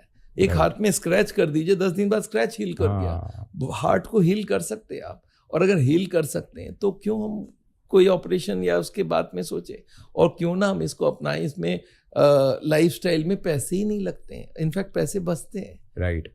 सो अभी सर डिटॉक्स थेरेपी के बारे में बताइए, जिससे हार्ट में अगर कोई ब्लॉकेजेस है तो वो बहुत ही फास्ट रिवर्स हो जाते हैं। देखिए, लाइफस्टाइल में जब हम लोग बोलते हैं 14-15 कारण है, सबको आपने रॉक बॉटम में ला दिया। अब कोलेस्ट्रॉल ब्लड में इतनी कम है और ब्लॉकेज में पड़ी है, बीच में एक मेम्ब्रेन है, उस मेम्ब्रेन के थ्रू ब्लॉकेज वापस आती है। ये स्पीड अगर लाइफस्टाइल पूरा फॉलो करते हैं तो डॉक्टर डीन ऑर्निस ने दिखा के दिया है अमेरिका में रिसर्च करके कि ब्लॉकेज 1-2% पर ईयर कम हो जाती है। जिस स्पीड में ब्लॉकेज बढ़ी है उसी स्पीड में कम होती है, पर 1-2% बड़ा स्लो होता है। तो हम लोग जो डिटॉक्स थेरेपी करते हैं उसमें क्या होता है, वो जो मेम्ब्रेन है उसको क्लीन कर देता है, उसके ऊपर का कचरा हटा देता है, उसके ऊपर मेटलिक कोट होता है उसको निकाल दिया जाता है, उससे वो होल्स बड़े हो जाते हैं और डिफ्यूजन जल्दी होती है। तो रिवर्सल की स्पीड जो 1-2% है उसको 10-20% तक ले आते हैं। और अगर 10-20% कम हो गया, सबका अलग अलग है, पर 10% भी कम हो गई तो पेशेंट आगे के लिए 5 साल पीछे हो गया। ये डिटॉक्स थेरेपी आजकल बहुत पॉपुलर हो रहा है। लोग बोलते हैं सर वो तो करवाई दो मेरे को, तो उसमें करना भी कुछ नहीं है और कॉस्ट भी बहुत ज्यादा नहीं है, बट इसमें ड्रिप्स लगते हैं और उससे वो ब्लॉकेज कम होने में मदद करता है। पर अगर उसको लाइफस्टाइल के साथ नहीं किया तो उल्टा भी होता है। अगर आप 10 गुना बढ़ा रहे हो, आपकी कोलेस्ट्रॉल हाई है ब्लड में और उसको मेम्ब्रेन को आपने क्लीन किया, और ज्यादा ब्लॉकेज हो जाएगी। तो अगर आप कोलेस्ट्रॉल को कम नहीं करते हो, खाना पीना नहीं चेंज करते हो और सिर्फ डिटॉक्स करते हो, काम नहीं उल्टा कर लेगा। तो you have to know lifestyle reverse कर रहा है, वो फैसिलिटेट कर रहा है। सो ब्लड कोलेस्ट्रॉल को एक सिंपल से लिपिड टेस्ट से मालूम पड़ जाएगा, पता चल जाएगा। हमें 130 ला के रखना है, ट्राइग्लिसराइड 100 ला के रखना है और खाने में सप्लाई बंद करना है। रिवर्सल प्रोसेस ऑन हो जाएगा and if you control all the factors, reversal चलता रहेगा। आपका एक जादू डाइट है जिससे वेट जादू से कम हो जाता है, तो डाइट क्या है जरा बताना। देखिए बहुत सिंपल सा कंसेप्ट है इसमें। देखिए हमारा स्टोमक कितना सा है, इसमें खाना भरेंगे, इसमें अगर हाई कैलोरी फूड भरेंगे तो वजन बढ़ जाएगा, लो कैलोरी भरेंगे पेट तो भर जाएगा पर कैलोरीज नहीं जाएगी। तो जादू डाइट में हम लोग क्या करते हैं, एक selection of low calorie food देते हैं। अच्छा कोई को भूखे रखो ना, वो शाम तक सारा खाना खा लेता है, जितना चाहिए वो जो सामने मिलता खा लेता है, शाम तक इतनी भूख लग जाती है। हम लोग बोलते हैं भूखे रहो ही मत, पेट भर के खाओ और ये कम कैलोरी वाला खाओ। तो कम कैलोरी वाले बेसिकली क्या है, फ्रूट्स, वेजिटेबल, सलाद, हम लोग उनका एक डाइट बना के दिए जादू डाइट में। ब्रेकफास्ट में ये खाओ, लंच में ये खाओ, डिनर में ये खाओ, बस पेट भर के खाओ। इन बिटवीन ये खा सकते हो, 10 बार खाओ, पेट भरे रहो पर लो कैलोरी से भरेगा और धड़ाधड़ वजन कम होती है। इसको जादू डाइट बोलते हैं। 1 महीने में 7 किलो एश्योर्ड है और पैसा कुछ नहीं लगना है। तो मेरे पास अभी ये जो मेरी ये जादू डाइट की वीडियो यूट्यूब में है, इसका ऑलरेडी 3 मिलियन व्यूज हो गए हैं और ये आप उसमें हजारों लोगों की कमेंट देखेंगे, मैंने 10 किलो, मैंने 15 किलो, मैंने 20 किलो। कुछ नहीं करना है आपको, सिर्फ खाने में पेट भर के खाना है, जितनी मर्जी खानी है, पर खाना लो कैलोरीज है। वो लो कैलोरीज क्या क्या उसमें हमने दिखाया हुआ। बेसिकली फ्रूट्स से ब्रेकफास्ट, जूस पियो, जब भी चाय वाय पियोगे तो उसमें कैलोरीज ना हो, मतलब दूध ना हो, और ब्लैक टी पियो, उसमें सैकरीन शुगर फ्री दे सकते हो। और उधर आप लंच में दाल में बहुत सारे कचूमर लेके खाओ। दाल में गरम गरम दाल लो, उसमें खीरा, गाजर, कचूमर काट के वो पूरा कटोरी खा लो और उससे प्रोटीन भी मिल जाएगी। और शाम को सूप और सलाद और बॉइल्ड वेजिटेबल। ये आप 1 महीना खाओ, ये जिंदगी भर के लिए नहीं है। 1, 2, 3 महीने में आपके 10-15 किलो जो गिरना है गिर जाएगा, 20 किलो गिर जाएगा। अभी एक लेडी आई थी कलकत्ता में, शी वाज 86, नाउ 62। वो जस्ट बोलती है मैं जादू करते रही अपने आप। अच्छा पेट भर के खा रही हूँ, वजन गिरते जा रहा है। तो इट्स अ जादू diet, it works very well. आप ट्राई करके देखो, इट वर्क्स वंडरफुल। सो बहुत जल्दी कैलोरी डेफिसिट क्रिएट हो जाता है, बिकॉज हमारे स्टमक में मैकेनिक क्या बोलते हैं, वॉल्यूम रिसेप्टर्स होते हैं, राइट? तो उसके वजह से उनको ऐसा लगता है कि खाना तो खा लिया, पेट सेटिटी फील आ जाती है, but at the same time calories आपको मिल नहीं रही। राइट। सो ये बहुत अच्छा कॉन्सेप्ट है। सो थैंक यू सर, आपने बहुत सारे इंसाइट शेयर किए regarding heart health and heart attacks and how to prevent them. So बहुत ही इंसाइटफुल पॉडकास्ट था एंड होपफुली एक कॉन्वर्जेशन इसी विषय पे हम लाएंगे बहुत जल्द। Thank you so much for sharing all these wonderful details with our members and with our audience. Any message that you would like to give, last message? मैं सभी को यही मैसेज दूंगा कि आप हार्ट की बीमारी के लिए चिंता नहीं करने की ज़रूरत है। आपको खाली नॉलेज इकट्ठा करना है, क्या ठीक है क्या गलत है। अगर ठीक आप करते रहोगे, 80% भी फॉलो करोगे तो ये प्रिवेंशन हो जाएगा। अगर हो चुका है हार्ट की बीमारी तो भी लेट नहीं है, आप 100% फॉलो करो तो रिवर्सल होगी। तो प्रिवेंशन और रिवर्सल के डिफरेंस समझिए। अगर आप डोज बढ़ाओगे तो रिवर्सल होगा, डोज थोड़ा 80% लेवल में रखोगे तो कभी कभी थोड़ी बहुत खा ली इधर उधर, बट अगर 80% भी फॉलो करोगे हमारी बातों को तो ब्लॉकेज बढ़ेगी नहीं, प्रिवेंशन है। और रिवर्सल के लिए 100% करना पड़ेगा। And any time you need any of my help, we are there. Thank you so much. हमारी पूरे इंडिया भर में 110 सिटी में क्लिनिक है। हमारे वेबसाइट saul.com में जाइए, सारी डिटेल मिल जाएगी। मुझे ऑनलाइन कंसल्ट भी कर सकते हो आप। हमारे वेबसाइट में जाके आप बटन दबाइए online consultation and you can talk to me directly also.